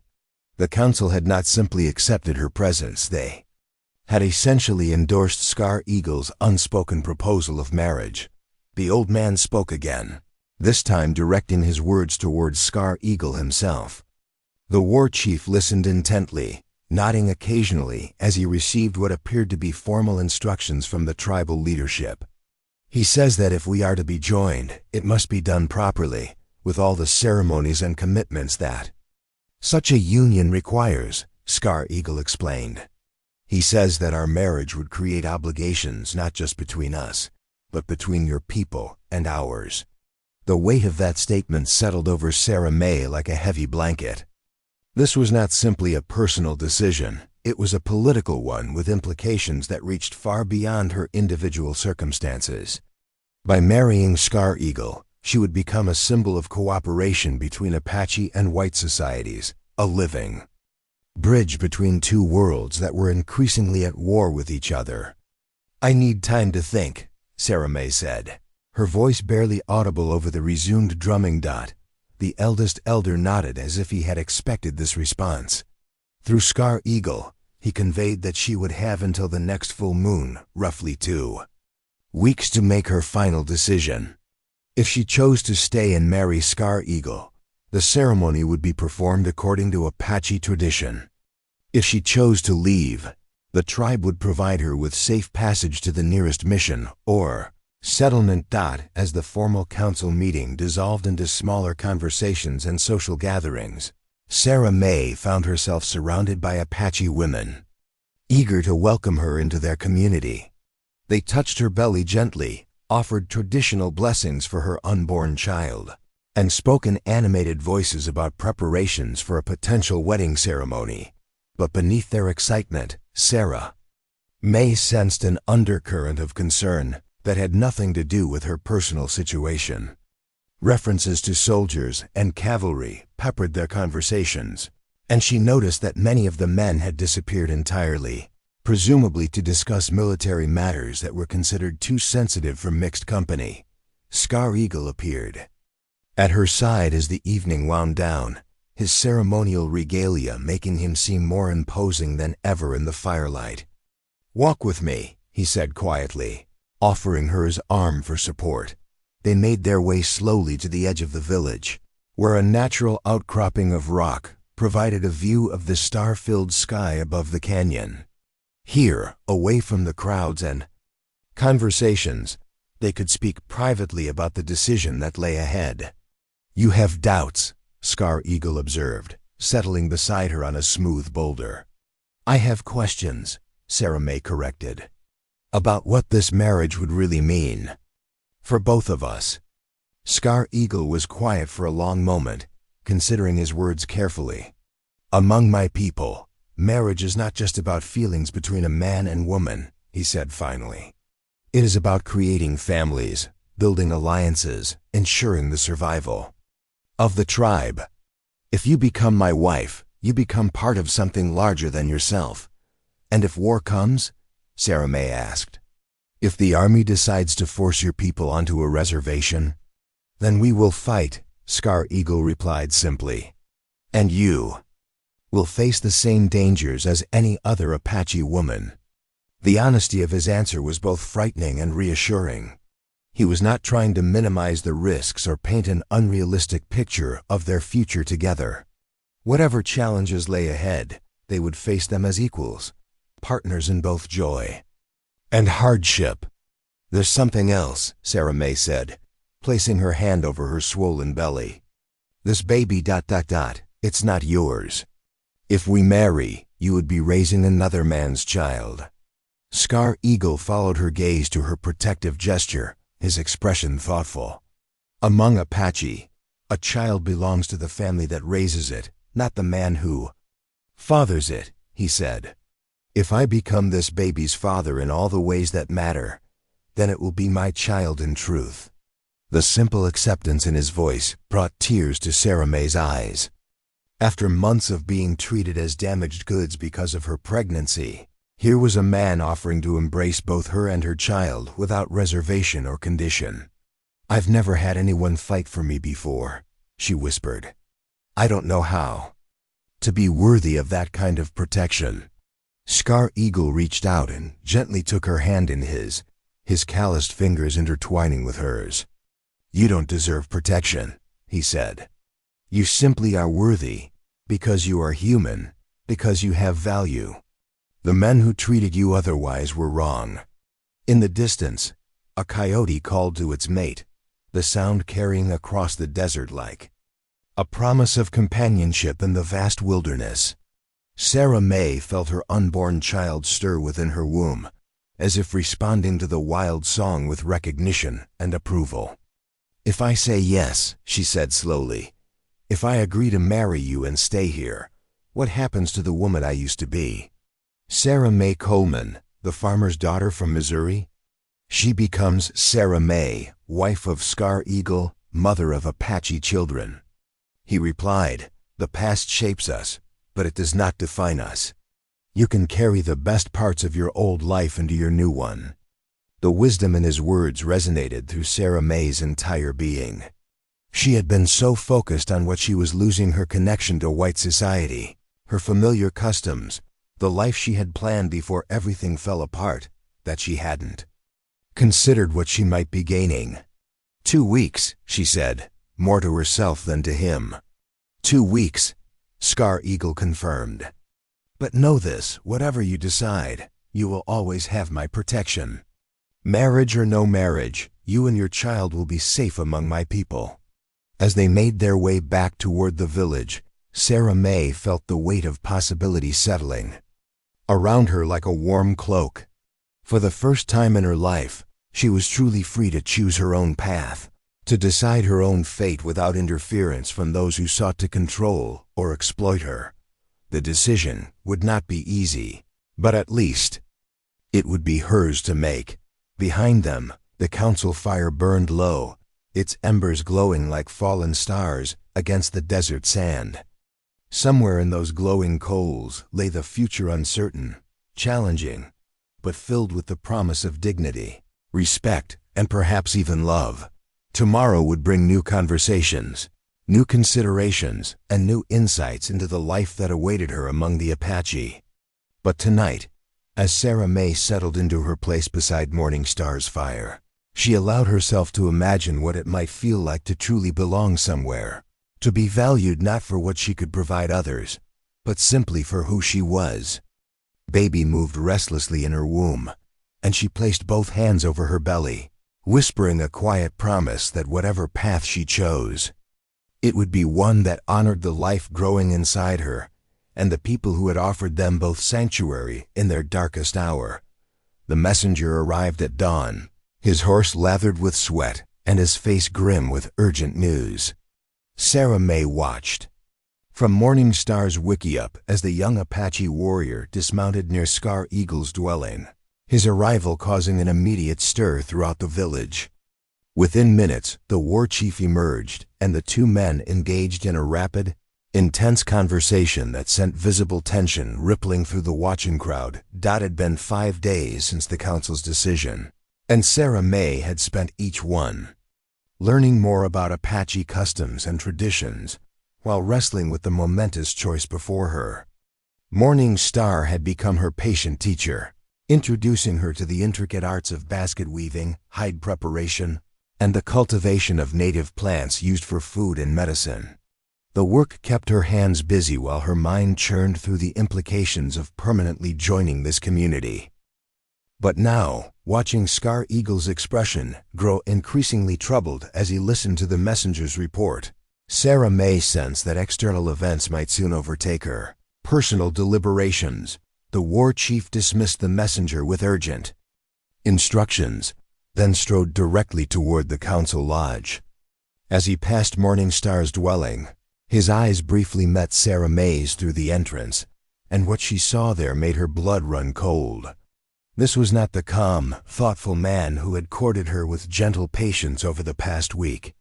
This was a warrior preparing for battle. "Bad news comes," Morning Star said quietly, following Sarah May's gaze. "Messenger rides hard from Eastern scouts. Blue coats move in great numbers." Within an hour, the entire village had transformed into a hive of military preparation. Warriors emerged from their wickiups carrying weapons and war paint, while women began the systematic process of preparing for potential evacuation. Children who had been playing games that morning were now helping their mothers. bundle essential supplies, and secure anything that couldn't be easily transported. Sarah May found herself caught up in the preparations, despite her uncertain status within the tribe. Laughing Bird appeared with a bundle of sturdy traveling clothes and gestured for her to change from her worn dress into more practical attire for mountain travel. The Apache clothing, soft deerskin leggings, a loose-fitting shirt, and moccasins, designed for rough terrain, felt strange against her skin but offered far greater freedom of movement than her restrictive corset and heavy skirts. "Army comes to Canyon?" Sarah May asked Morning Star as they worked together to pack dried meat and other provisions into parfleche bags. Morning Star shook her head. "Not here, but close. 3 days' ride, maybe less. Scar Eagle must decide fight or move deeper into mountains." The strategic implications were clear, even to Sarah May's untrained mind. The hidden canyon that sheltered their village was virtually impossible to find without a guide, but it was also a potential trap if discovered. With only one narrow entrance, the entire tribe could be bottled up and forced to surrender or face annihilation. Scar Eagle appeared in the Wikiup's entrance as the afternoon sun began its descent toward the western peaks. His face was painted with the geometric patterns of war, and he carried his rifle along with traditional weapons that spoke of his dual nature as both modern military leader and keeper of ancient traditions. "We must talk," he said to Sarah May, his voice carrying an urgency that hadn't been there during their previous conversations. They walked together to the same outcropping where they had spoken after the council meeting, but this time the atmosphere was completely different. Instead of contemplating a peaceful future, they were now discussing survival in the face of overwhelming military force. "The cavalry has established a major encampment at Willow Springs," Scar Eagle began without preamble. "Colonel Harrison Blackwood commands 3 companies of soldiers and has issued orders to pacify all Apache bands in this territory within 30 days. Sarah May felt a chill that had nothing to do with the mountain air. "Blackwood? As in Jeremiah Blackwood from the trading post?" "His younger brother," Scar Eagle confirmed. "A career soldier with a reputation for ruthless efficiency. He believes the only good Apache is one living on a reservation under military supervision." The irony was not lost on Sarah May. The same family that had profited from selling her like livestock was now threatening to destroy the people who had offered her sanctuary. "What will you do?" Scar Eagle gazed out over the canyon, his expression troubled. "I have 3 choices, none of them good. We can flee deeper into the mountains, where the harsh winter will kill more of my people than soldiers ever could. We can surrender and allow ourselves to be herded onto a reservation where we will slowly die of despair and disease. Or we can fight, knowing that we face impossible odds." "There has to be another option," Sarah May said, though even as she spoke the words, she realized how naive they sounded. "Perhaps," Scar Eagle replied thoughtfully, "but it would require a kind of courage I'm not sure I possess." Before Sarah May could ask what he meant, the sound of approaching horses echoed from the canyon entrance. This time it wasn't a single messenger, but a full patrol of Apache warriors returning from a scouting mission. Their leader dismounted near the council lodge and immediately began an animated report that drew a crowd of anxious listeners. Scar Eagle rose to join the gathering, but paused to look back at Sarah May. "Think carefully about your decision," he said. "Whatever you choose, it must be made soon. We may not have 2 weeks after all." As evening approached, the village council convened in an emergency session. This time, the drumming that accompanied their meeting carried a different rhythm, sharper, more urgent, speaking of immediate danger rather than ceremonial deliberation.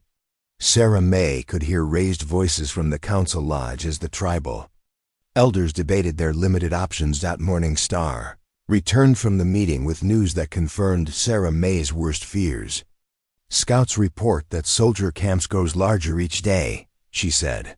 "More blue coats come from the fort to the east. They bring big guns, many supplies. planned to stay until all Apache surrender or dead. The systematic nature of the military buildup suggested that this was not a temporary patrol or punitive expedition, but a comprehensive campaign designed to end Apache resistance once and for all. Colonel Blackwood was clearly prepared to invest whatever resources were necessary to achieve his objectives. "What about the other bands?" Sarah May asked.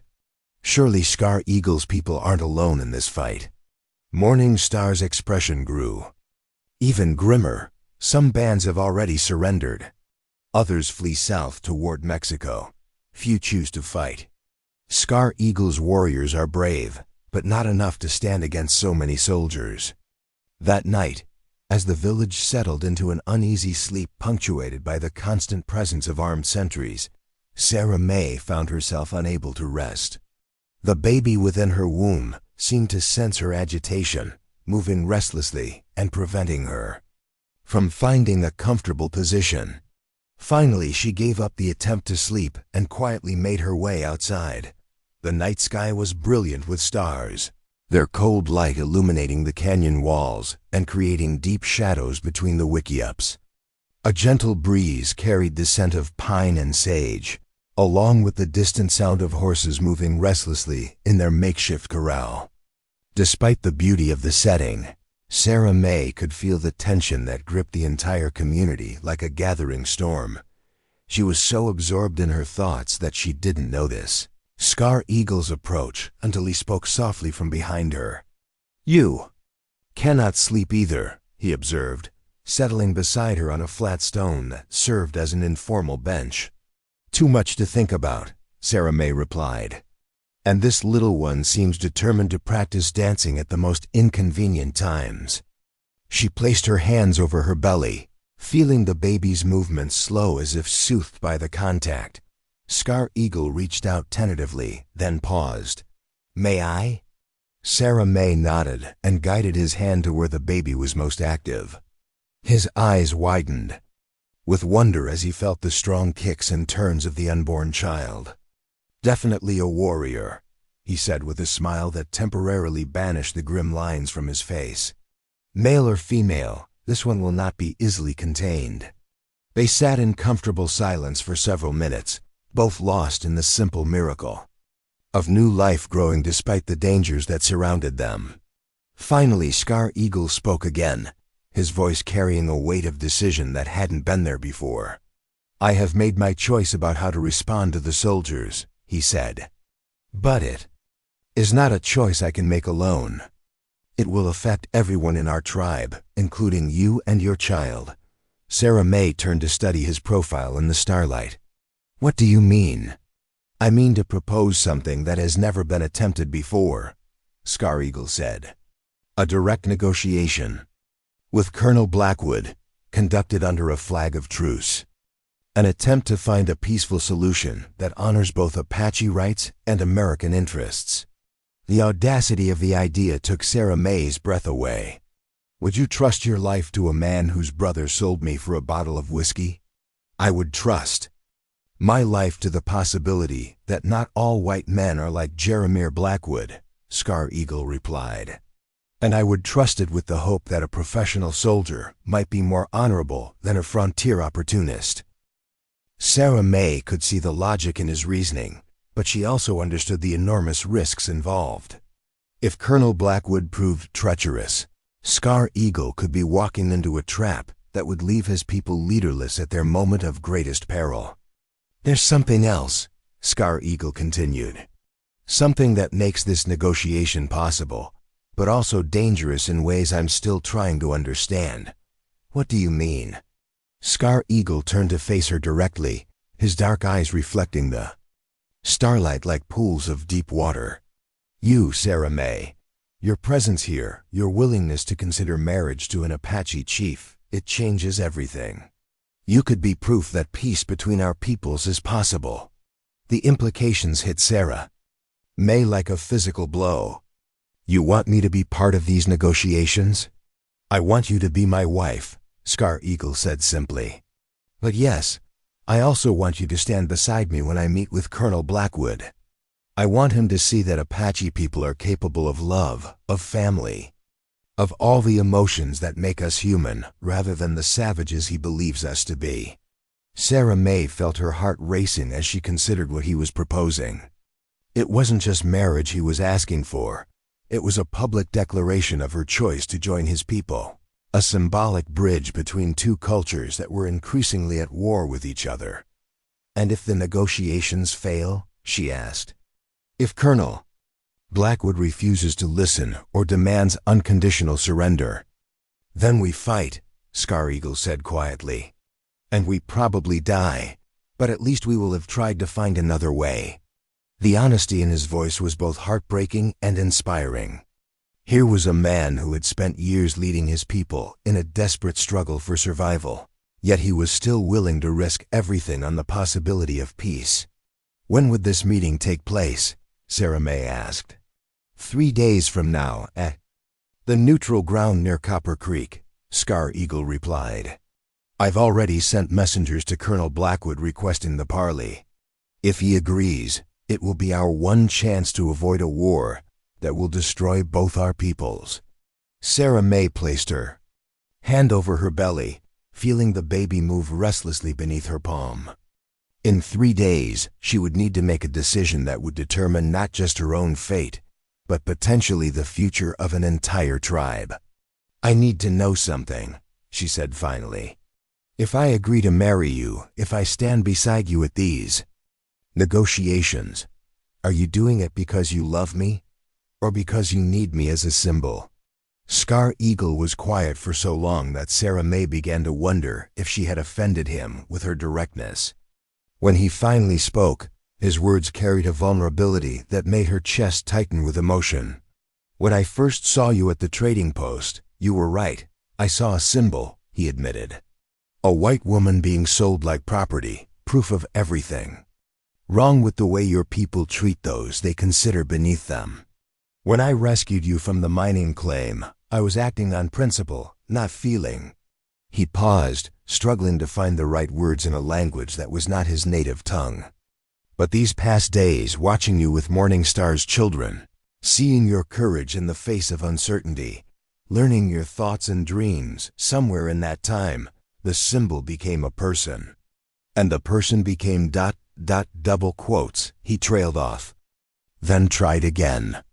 "I cannot speak for your heart, but mine tells me that what I feel for you is real, separate from any political usefulness you might have."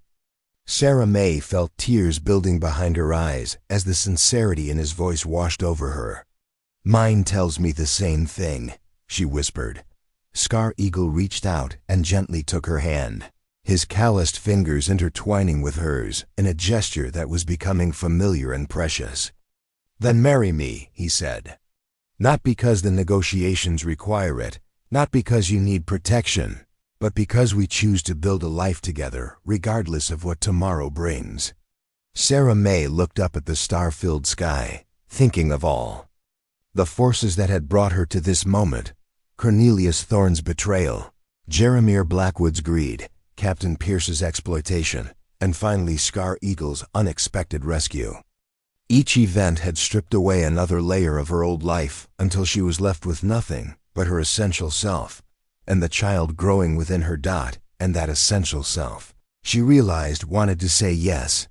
"Ask me again tomorrow night," she said, softly, "after I've had time to prepare for what it really means." Scar Eagle smiled and brought her hand to his lips, pressing a gentle kiss against her knuckles.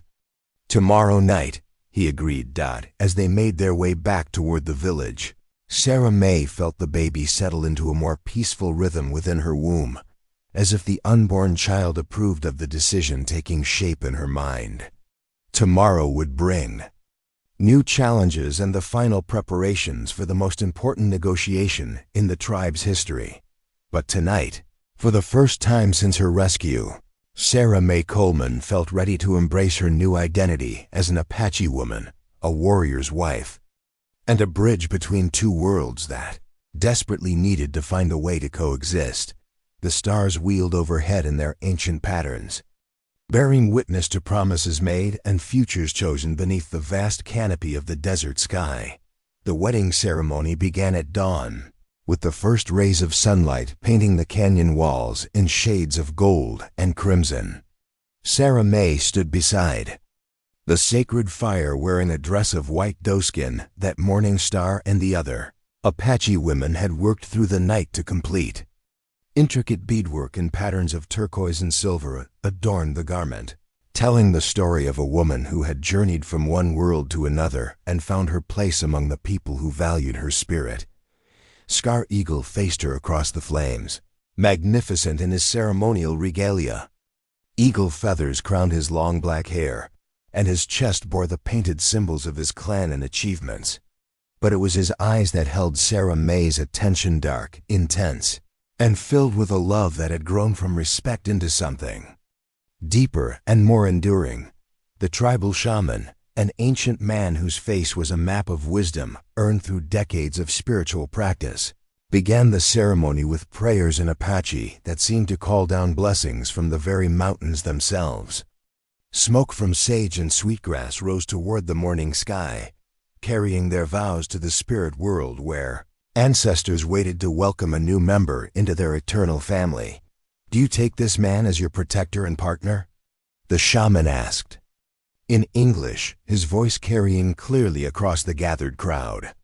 "Do you promise to honor his people as your people, his struggles as your struggles, his victories as your victories?" Sarah May felt the weight of every gaze upon her as she considered the magnitude of the commitment she was making. This was not simply a marriage, it was a transformation of identity, a conscious choice to bridge two worlds that had been at war for generations. "I do," she said, her voice strong and clear. "I take Scar Eagle as my husband and his people as my family." The Apache gathered around the fire erupted in traditional celebration calls, their voices echoing off the canyon walls like the cry of eagles welcoming one of their own. Scar Eagle stepped around the fire and took Sarah May's hands in his, sealing their union with a kiss that spoke of promises made and futures embraced. "You are now Storm Daughter," the shaman declared, bestowing upon her the Apache name that had been chosen by the tribal elders.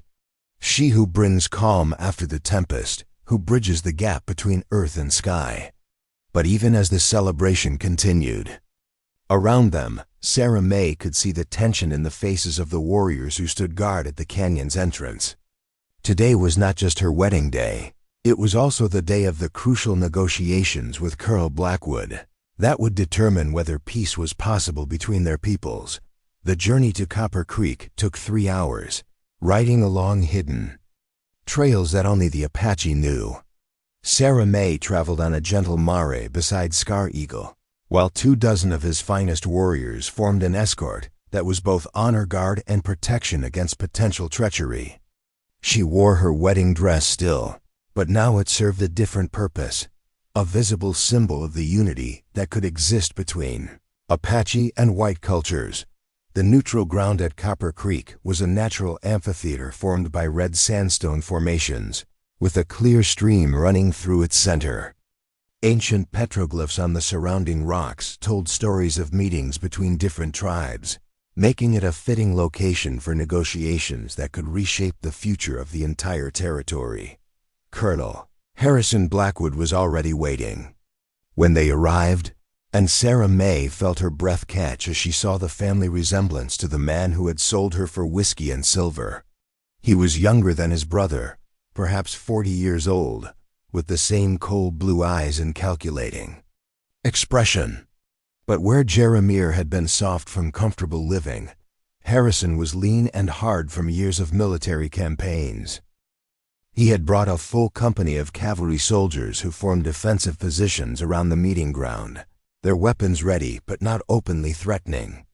The colonel himself wore his dress uniform with its brass buttons gleaming in the afternoon. Son, every inch the professional soldier who had made a career of imposing order on the frontier. "Chief Scar Eagle," Colonel Blackwood said formally as the Apache leader dismounted. "I received your message requesting this parley. I confess myself curious about what you hope to accomplish." Scar Eagle approached with a dignified bearing. of a sovereign leader meeting with an equal. I hope to accomplish peace, Colonel Blackwood. An end to the bloodshed that serves neither your people nor mine. Peace, the colonel repeated, his tone suggesting skepticism. An interesting concept from a man who has spent the last 3 years conducting raids against American settlements. Defensive actions against encroachment on tribal lands, Scar Eagle corrected calmly. Your people take our hunting grounds, our sacred sites, our very means of survival.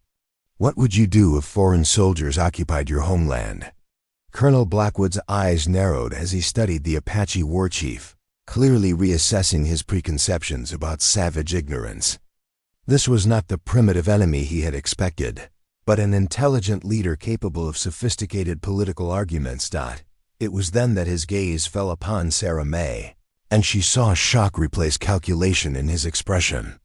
A pregnant white woman in Apache dress, standing beside their war chief as an obvious equal rather than a captive.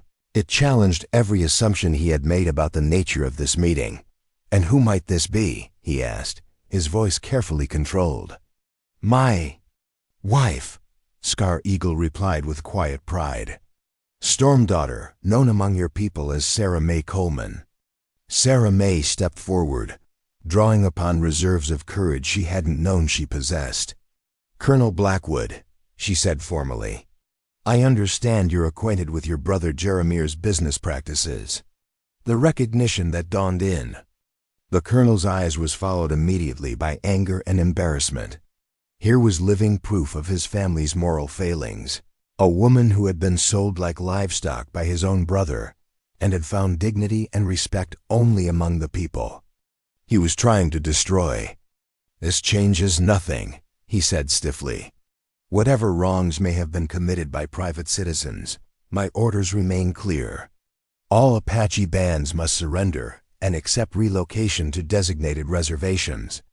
And if we refuse, Scar Eagle asked, then you will be considered hostile combatants and dealt with accordingly, Colonel Blackwood replied. I have overwhelming force at my disposal, Chief. Resistance would be suicide for your people. Scar Eagle nodded as if he had expected this response. Then let me propose an alternative that serves both our interests. A treaty that establishes permanent Apache territory in the high mountains where we can live according to our traditions, without interfering with American settlement in the valleys. For the next hour, the two leaders engaged in complex negotiations that revealed the depth of the crisis facing both their peoples. Colonel Blackwood outlined the political pressures from Washington, demanding a final solution to the Apache problem, while Scar Eagle described the impossible choice between cultural extinction on a reservation and military annihilation in hopeless battle. Sarah May listened to their exchange with a growing understanding of the forces that had brought them all to this moment. This was not simply a conflict between good and evil, but a collision between two ways of life that seemed fundamentally incompatible.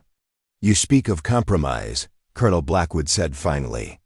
But how can I trust the words of a people who view warfare as a way of life? It was then that Sarah May stepped forward, her pregnancy making her movements careful but her voice strong with conviction. Because, she said, I am proof that your assumptions about these people are wrong. Both men turned to look at her, and she felt the weight of history resting on her next words. 6 months ago, I was abandoned by a white preacher, sold by your brother like livestock, and treated by other white men as property to be exploited, she continued. When Apache warriors could have killed me, they chose protection instead.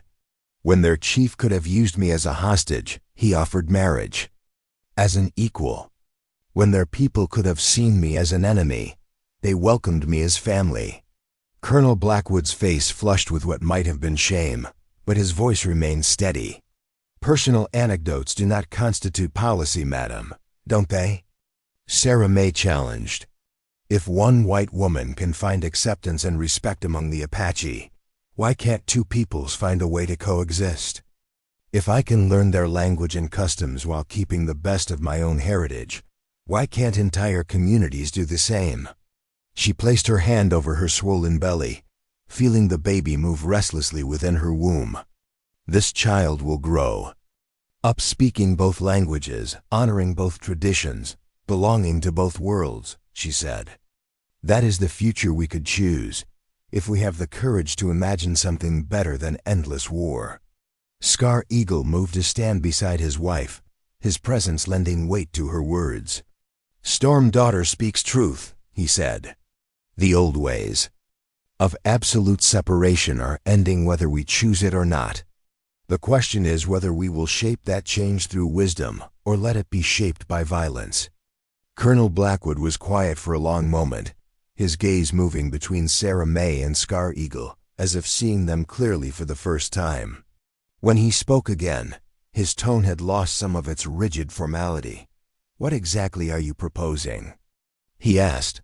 Scar Eagle outlined a comprehensive plan that he had clearly been developing for months. The Apache would establish permanent settlements in the high mountains, far from valuable mining areas and agricultural land. They would agree to cease all raids in exchange for guaranteed hunting rights in designated areas.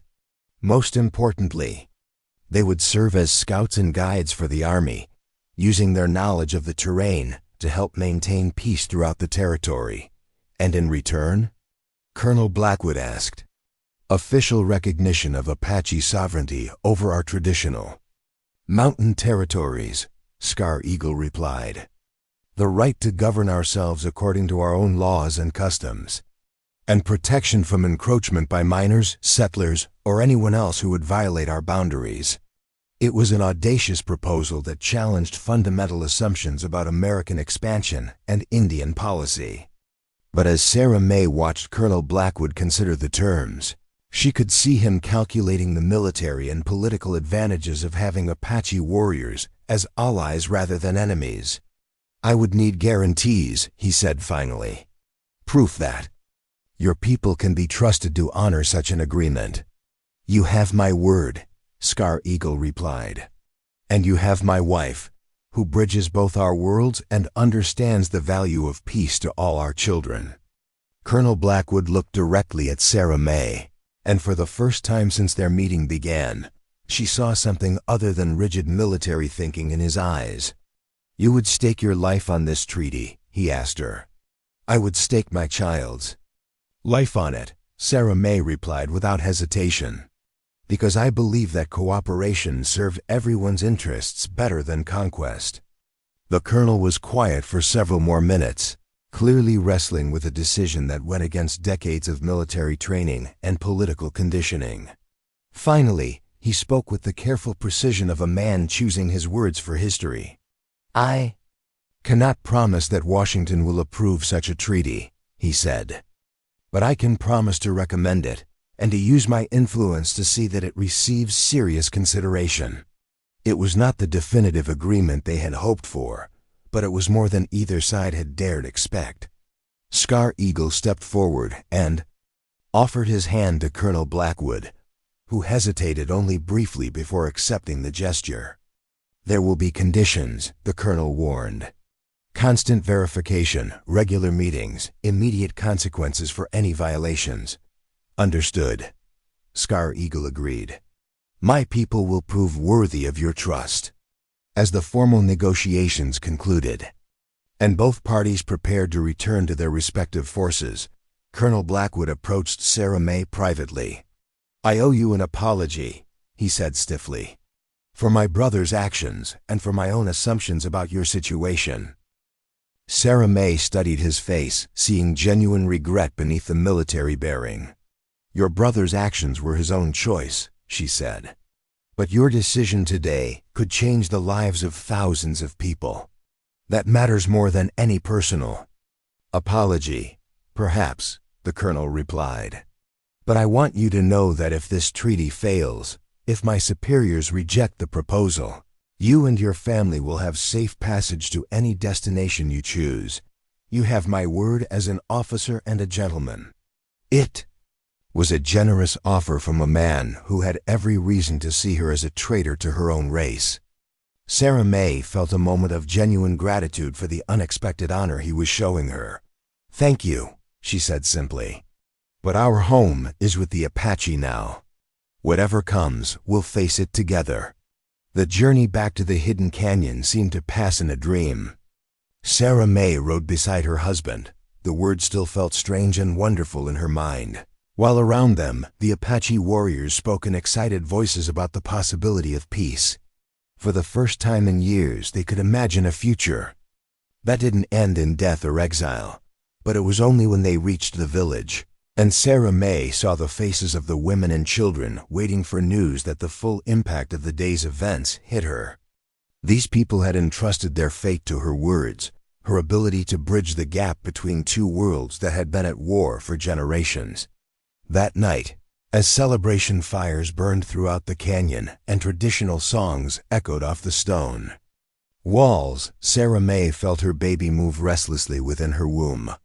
She placed both hands over her belly and whispered a prayer of gratitude for the strange path that had brought her to this moment, from abandoned and exploited property to the wife of an Apache war chief, from victim to bridge builder. From Sarah May Coleman to Storm Daughter, her transformation was complete.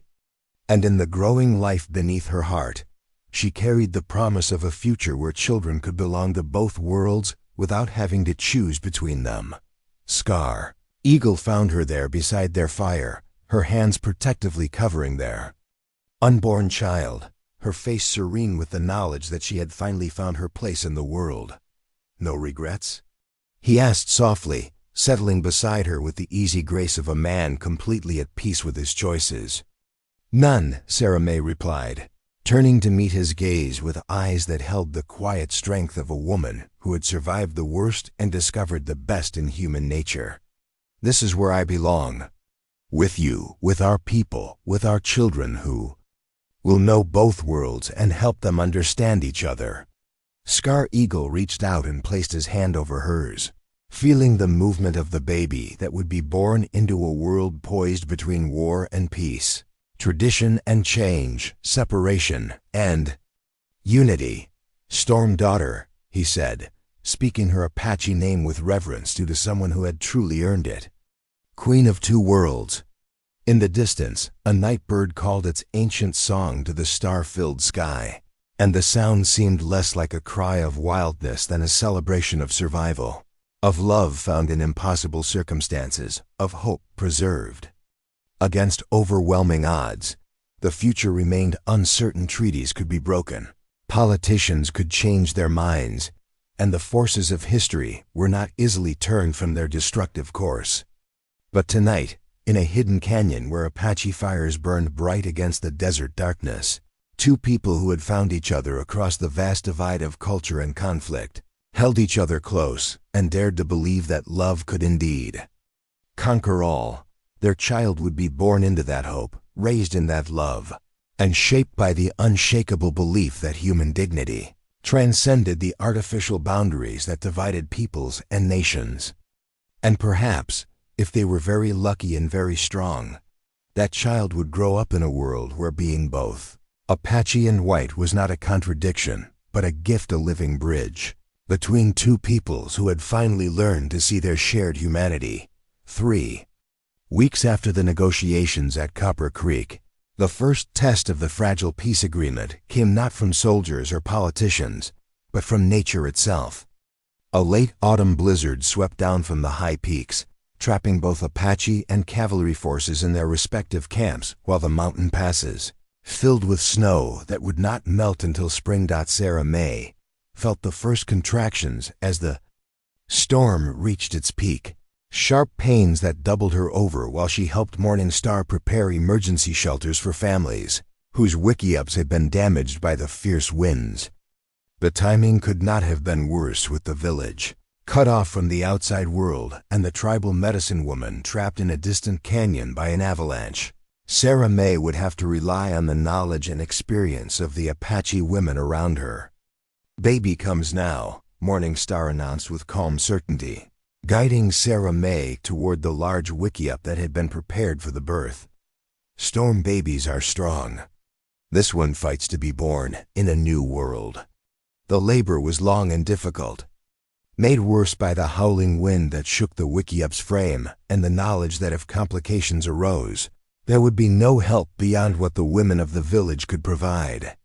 But as the hours passed and Sarah May struggled to bring her child into the world, she found herself surrounded by a circle of support unlike anything she had ever experienced. Laughing birds sat beside her head, speaking softly in Apache and occasionally translating words of encouragement from the other women. Dancing Rain, Morning Star's daughter, kept the fire burning bright and warm while her mother and grandmother took turns monitoring Sarah May's progress. Even some of the older children helped, bringing fresh water and clean cloths whenever they were needed. Scar Eagle remained outside the Wikiup according to Apache custom, but Sarah May could hear him pacing restlessly in the snow, his anxiety evident in the pattern of his footsteps. Occasionally, one of the women would emerge to give him updates, speaking in rapid Apache that carried either reassurance or concern, depending on the moment. As dawn broke through the storm clouds, painting the snow-covered canyon in shades of pink and gold, Sarah May felt the final overwhelming urge to push. With Morning Star guiding her and the other women lending their voices in traditional birthing songs, she bore down with all her remaining strength. The baby emerged into the world with a lusty cry that seemed to challenge the storm itself, announcing to anyone within hearing that a new life had successfully made the journey from one realm to another. Morning Star caught the infant expertly, her weathered hands gentle as she cleared the tiny nose and mouth, before placing the baby on Sarah May's chest. "Daughter," Morning Star announced with satisfaction. "Strong daughter. She will be leader among our people." Sarah May gazed down at the tiny face of her newborn child, overwhelmed by the miracle of creation and the fierce love that flooded through her entire being. The baby had her mother's auburn hair but Scar Eagle's dark eyes, a perfect blend of two worlds that spoke to the future she and her husband were trying to build. "Sky Dancer," Sarah May whispered, speaking the name that had come to her in the final moments of labor. "Her name is Sky Dancer." The women around her nodded approvingly, understanding that the child had named herself through the circumstances of her birth, arriving with the dawn after a night of storm, as if she had danced down from the sky itself to join their earthly family. When Scar Eagle was finally allowed to enter the Wikiup, his face transformed with wonder as he looked upon his daughter for the first time. He approached slowly, reverently, as if afraid that sudden movement might disturb the sacred moment. "She is perfect," he said softly, reaching out to touch the baby's tiny hand with one finger. Sky Dancer immediately grasped it with surprising strength, causing her adoptive father to smile with pure joy. She will grow up knowing both worlds, belonging to both, helping them understand each other. The birth of Sky Dancer seemed to energize the entire village despite the ongoing storm.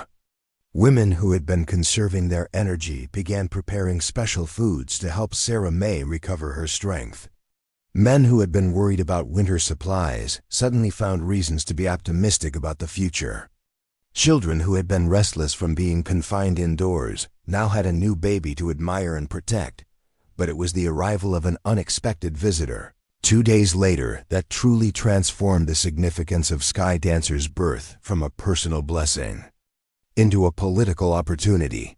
Father Miguel Santos appeared at the canyon entrance like a figure from a dream, his brown Franciscan robes stark against the white snow and his weathered face radiating the calm determination of a man who had spent decades ministering to the spiritual needs of frontier communities. He rode a sturdy mule and carried only the basic supplies necessary for wilderness travel, having journeyed from the mission at San Gabriel specifically to investigate reports of a white woman living among the Apache. Scar Eagle met the priest at the village entrance with a mixture of wariness and curiosity. Father Santos was known throughout the territory as a man of genuine compassion who had often served as a mediator between different cultural groups, but his arrival so soon after Sky Dancer's birth could not be mere coincidence. Chief Scar Eagle, the priest said in accented but fluent English, dismounting from his mule with the careful movements of a man past his 60th year. I come seeking Storm Daughter, the woman known among my people as Sarah May Coleman. She is my wife, Scar Eagle replied with quiet dignity.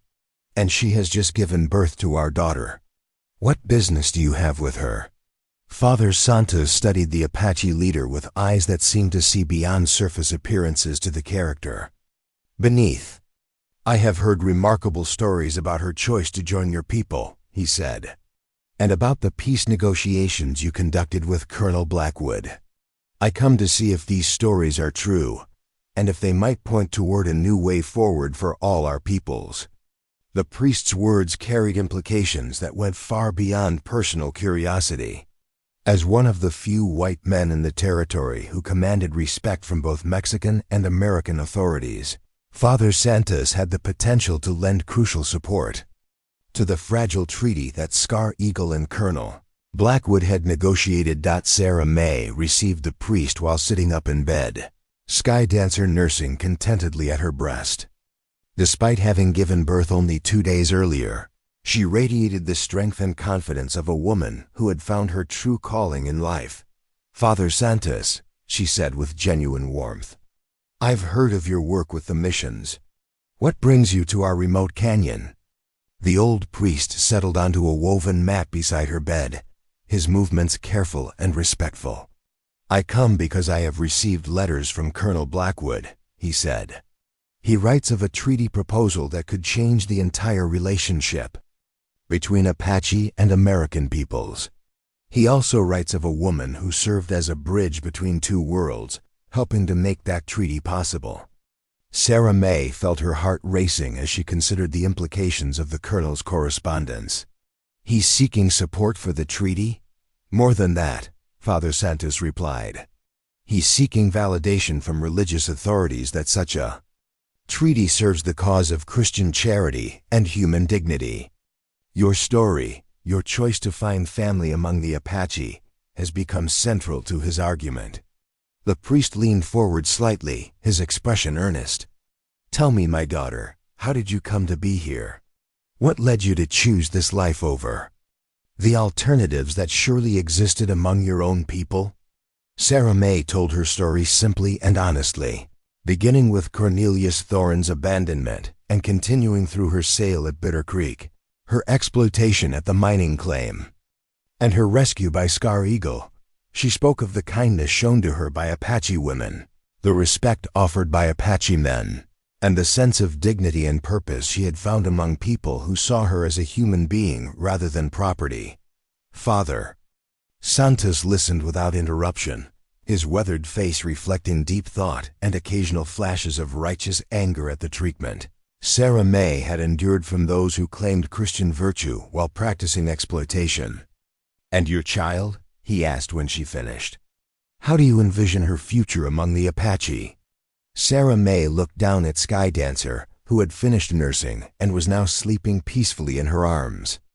I see her growing up speaking both languages, understanding both cultures, serving as a bridge between worlds that have been at war too long, she said.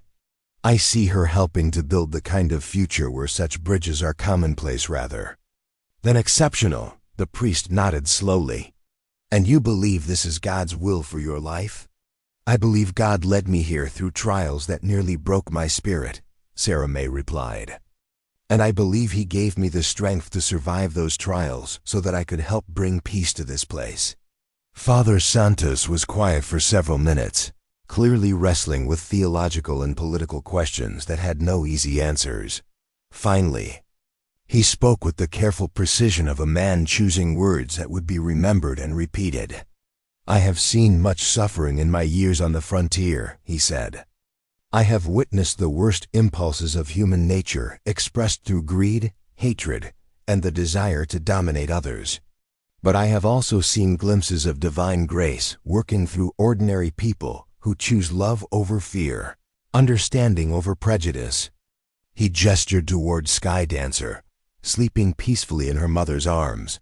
This child represents possibility, he continued. The possibility that our peoples can learn to see past their differences to their shared humanity. If that is not God's work, then I do not understand the meaning of the gospel. The endorsement from Father Santos proved to be exactly what Colonel Blackwood needed to advance his treaty proposal through the complex bureaucracy of territorial and federal government. Within weeks of the priest's visit, letters began arriving at Apache camps throughout the region, carrying news that official negotiations would resume in the spring. But the most significant impact of Father Santos's visit was felt within the Apache village itself. His presence had legitimized Sarah May's choice in the eyes of those who still harbored doubts about her commitment to their people. More importantly, his blessing of Skydancer as a child of two worlds had elevated her from a personal symbol to a tribal treasure. As winter deepened and the village settled into the rhythms of the cold season, Sarah May found herself taking on new responsibilities within the community. Her literacy in English made her valuable for translating official documents, while her growing fluency in Apache allowed her to serve as a cultural interpreter for visitors from outside the tribe. She established a small school in one of the larger wiki-ups, teaching Apache children to read and write in English, while learning traditional stories and customs that had been passed down through generations. The combination of old wisdom and new skills created a unique educational environment that prepared the young people for the changing world they would inherit. Skydancer thrived in this environment of cultural synthesis, growing strong and alert under the loving care of her extended Apache family. The baby seemed to respond equally well to lullabies sung in English and Apache, to stories told in either language, to the faces of people from both worlds who bent over her cradle with expressions of love and hope. Spring came early that year, melting the mountain snows weeks ahead of schedule and opening the passes that had been closed since the blizzard. With the return of travel came news from the outside world, some encouraging, some troubling, all requiring careful consideration as the Apache people prepared for the next phase of their negotiations with the American government. Colonel Blackwood arrived at the canyon in early April, accompanied by a small escort and several civilian officials from the territorial capital. His demeanor was more relaxed than it had been during their first meeting, suggesting that the intervening months had brought positive developments in the political realm. "Storm daughter," he said formally when introduced to Sarah May and her daughter, "I bring greetings from Father Santos and news that may interest you.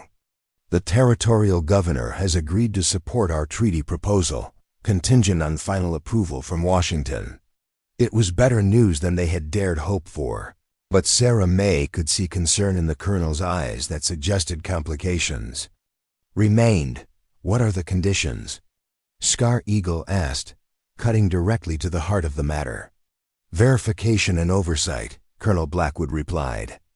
"Regular inspections to ensure treaty compliance, establishment of a permanent liaison office, and—" He paused, clearly uncomfortable with what came next. "A requirement that key tribal leaders provide guarantees of their continued cooperation." The implications were clear. The American government wanted hostages to ensure Apache compliance with treaty terms. It was a reasonable precaution from their perspective, but it represented a fundamental misunderstanding of Apache culture and the nature of the peace they were trying to build. "I will provide whatever guarantees are necessary," Scar Eagle said without hesitation. "My life, my family's safety, whatever assurance your people require." But Sarah May found herself thinking beyond the immediate political necessities to the larger questions of trust and mutual respect that would determine whether any treaty could succeed in the long term. "Colonel," she said carefully, "may I suggest an alternative approach to this guarantee requirement?" Both men turned to look at her with expressions of curiosity and respect. "Instead of hostages, what if we established a permanent cultural exchange program?" She continued. "Apache children could spend part of each year in American schools, learning your customs and language. American children could spend time here, learning our ways. The bonds formed through such exchanges would be far stronger than any political agreement. The audacity of the proposal left both men momentarily speechless.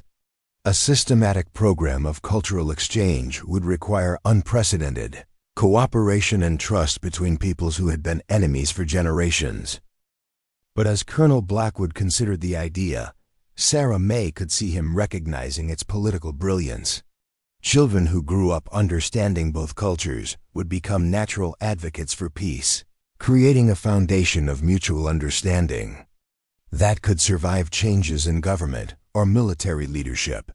It would take years to implement, he said finally, and it would require approval at the highest levels of government. All worthwhile changes take time, Sarah May replied. But Sky Dancer and children like her represent the future we're trying to build. Why not start with them? As the negotiations continued over the following days, Sarah May found herself emerging as a crucial voice in shaping the terms of the agreement. Her unique perspective as someone who had lived in both worlds allowed her to identify potential problems and propose solutions that satisfied the legitimate concerns of both sides. The final treaty, when it was completed, represented a revolutionary approach to Indian relations that emphasized cooperation over domination, cultural preservation over forced assimilation. And at its heart was the recognition that people like Sarah May and Sky Dancer represented not aberrations to be explained away, but the future to be embraced. Standing beside her husband as they watched Colonel Blackwood and his party disappear into the desert distance, Sarah May felt the profound satisfaction that comes from having found one's true purpose in life. She had begun her journey as a victim of other people's greed and hatred. She was ending it as an architect of peace and a mother to the future. Sky Dancer stirred in her arms, opening dark eyes that seemed to see possibilities beyond the immediate horizon. In those eyes, Sarah May saw the reflection of her own transformation. From Sarah May Coleman, abandoned and exploited, to Storm Daughter, Queen of Two Worlds and Mother of Tomorrow, the desert wind carried the scent of sage and wildflowers, promising renewal and growth in the harsh but beautiful land that had become her home. And in that promise, Sarah May heard the voice of destiny itself, calling her and her daughter toward a future bright with hope and rich with the possibility of lasting peace. 5 years had passed since the treaty was signed in the territorial capital, and the Apache Valley had transformed into something unprecedented in the American West, a thriving community where two cultures lived and worked in harmony. The cultural exchange program that Sarah May had proposed had become the cornerstone of a new model for peaceful coexistence, drawing visitors and scholars from across the nation who came to witness what many had thought impossible. Sky Dancer raced through the village on her 5th birthday, her laughter echoing off the canyon walls as she switched effortlessly between English and Apache while playing with children from both worlds. She wore a dress that perfectly symbolized her dual heritage, traditional Apache beadwork, combined with fabric patterns from her mother's Missouri roots. Her dark hair was braided with ribbons in both turquoise and the deep blue of her mother's Irish ancestry. "Mama, look!" Sky Dancer called out, holding up a wooden horse that one of the Apache craftsmen had carved for her birthday. Uncle Thundercloud made it dance like the real ponies. Sarah May smiled from where she sat outside the new schoolhouse, watching her daughter embody the future they had all worked so hard to create. At 25, Sarah May had grown into her role as a cultural bridge with grace and wisdom that belied her years. Her auburn hair now bore silver streaks from the desert sun, and her hands showed the calluses of honest work, but her eyes held the deep satisfaction of someone who had found her true calling. The schoolhouse itself stood as a testament to the Kiva success of their cultural synthesis. Built in traditional Apache style, but equipped with books, writing materials, and maps from the outside world, it served 30 children from both communities. Half were Apache youth learning to navigate the changing world while preserving their heritage. The other half were children of soldiers, settlers, and government officials who were growing up with an understanding of Apache culture that their parents could never have imagined. Mrs. Scar Eagle called Margaret Sullivan, the daughter of a cavalry captain who had initially opposed the treaty. At 12 years old, Margaret spoke Apache as fluently as English and served as a translator during official visits. The supply wagon from Fort Carson is approaching. Should I gather the exchange students? The monthly supply wagon had become a celebration in the valley, bringing news from the outside world along with essential goods. More importantly, it carried letters between the Apache children studying at American schools and their families, maintaining connections that strengthened the bonds between communities. "Yes, dear," Sarah May replied, "and remind them to prepare their monthly reports for their families. Colonel Henderson will want to see their progress when he arrives tomorrow." Colonel Henderson had replaced Colonel Blackwood 2 years earlier, when Harrison was promoted to a position in Washington. Unlike his predecessor, Henderson had arrived skeptical of the Apache experiment, but had become one of its strongest advocates after witnessing its success firsthand.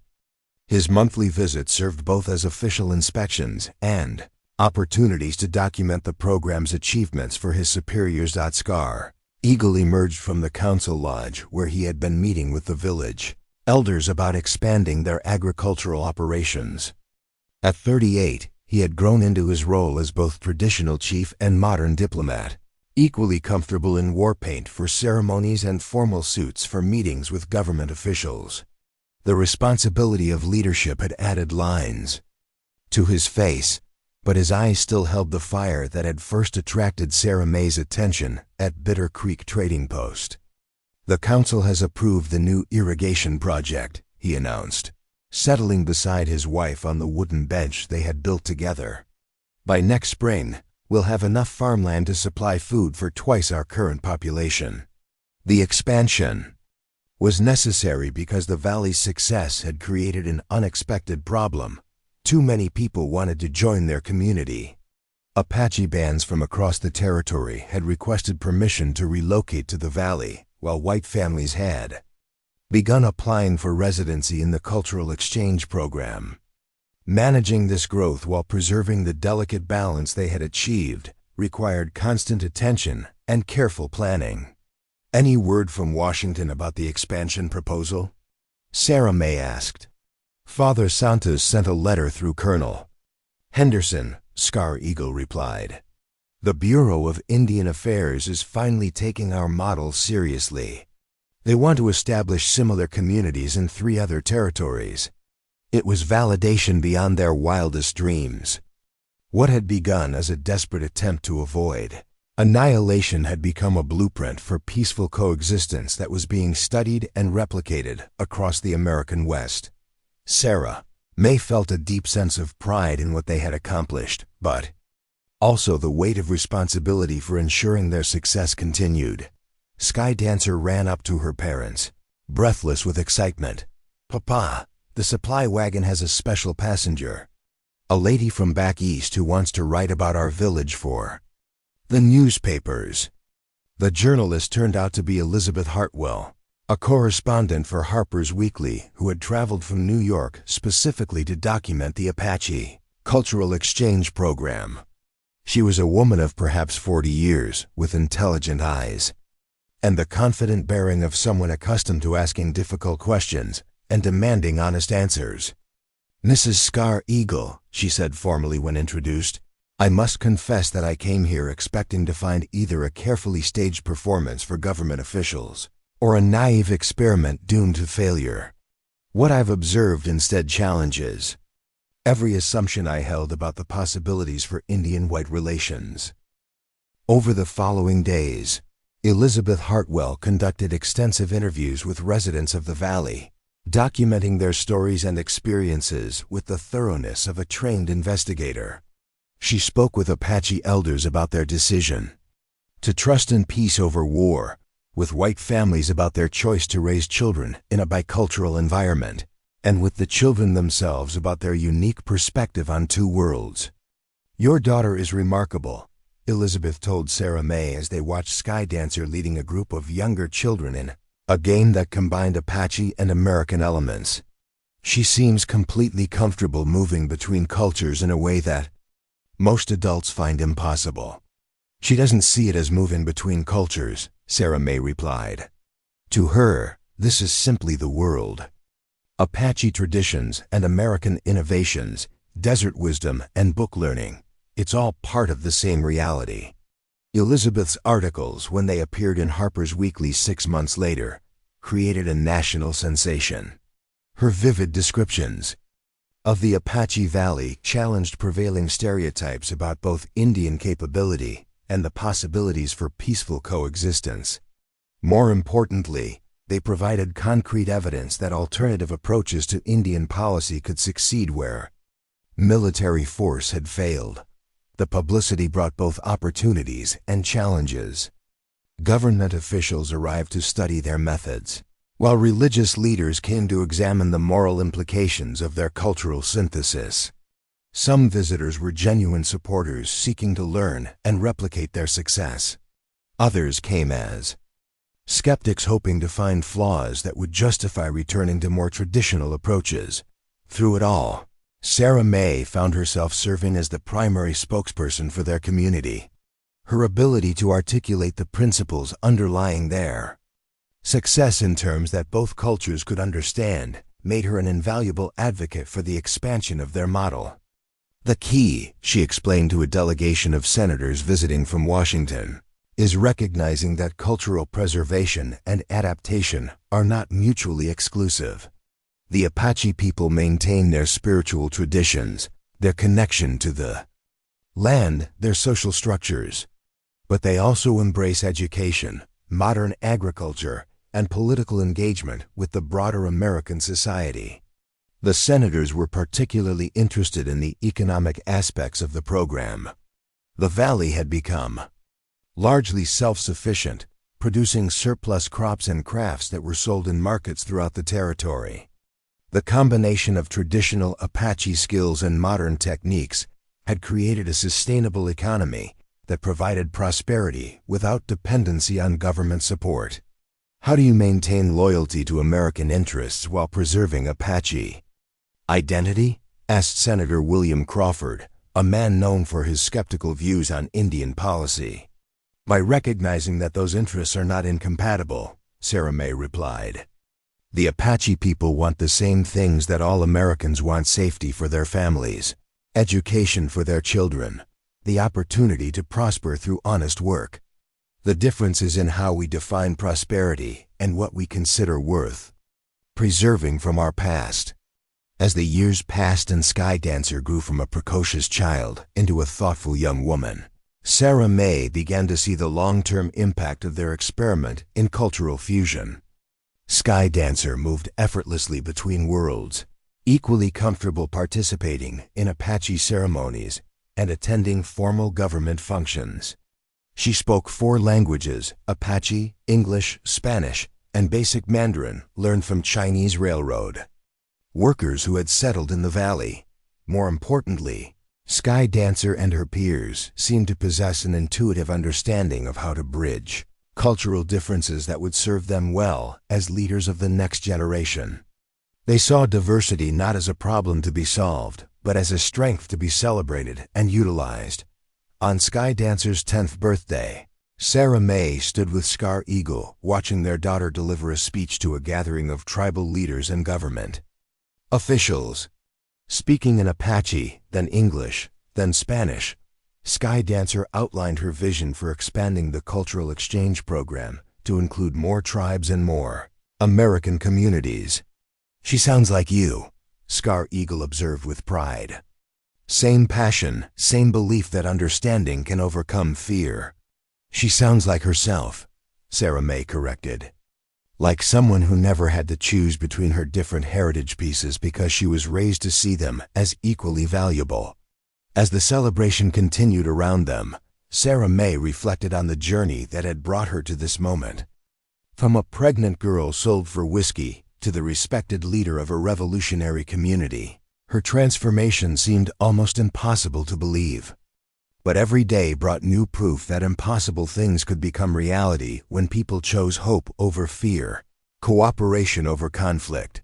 The desert sunset painted the canyon walls in shades of gold and crimson, the same colors that had welcomed her to Apache lands more than a decade earlier. But now those walls enclosed not a refuge for the desperate, but a beacon of hope for anyone who believed that different peoples could learn to live together in mutual respect and understanding. Sky Dancer ran up to her parents, her face glowing with excitement and purpose. "Mama, Papa, I've decided what I want to do when I grow up," she announced. "I want to start schools like ours in every territory, so that all children can grow up knowing that differences make us stronger, not weaker." Sarah May felt tears of pride and joy welling in her eyes as she looked at her daughter living proof that love could indeed conquer hatred, that understanding could triumph over prejudice, and that the future belonged to those brave enough to build bridges instead of walls. In the distance, an eagle soared above the canyon, its cry echoing off the ancient stones like a promise that some victories are worth any sacrifice, and some dreams are powerful enough to reshape the world. Up next, you've got two more standout stories right on your screen. If this one hits the mark, you won't want to pass these up. Just click and check them out. And don't forget to subscribe and turn on the notification bell so you don't miss any upload from us.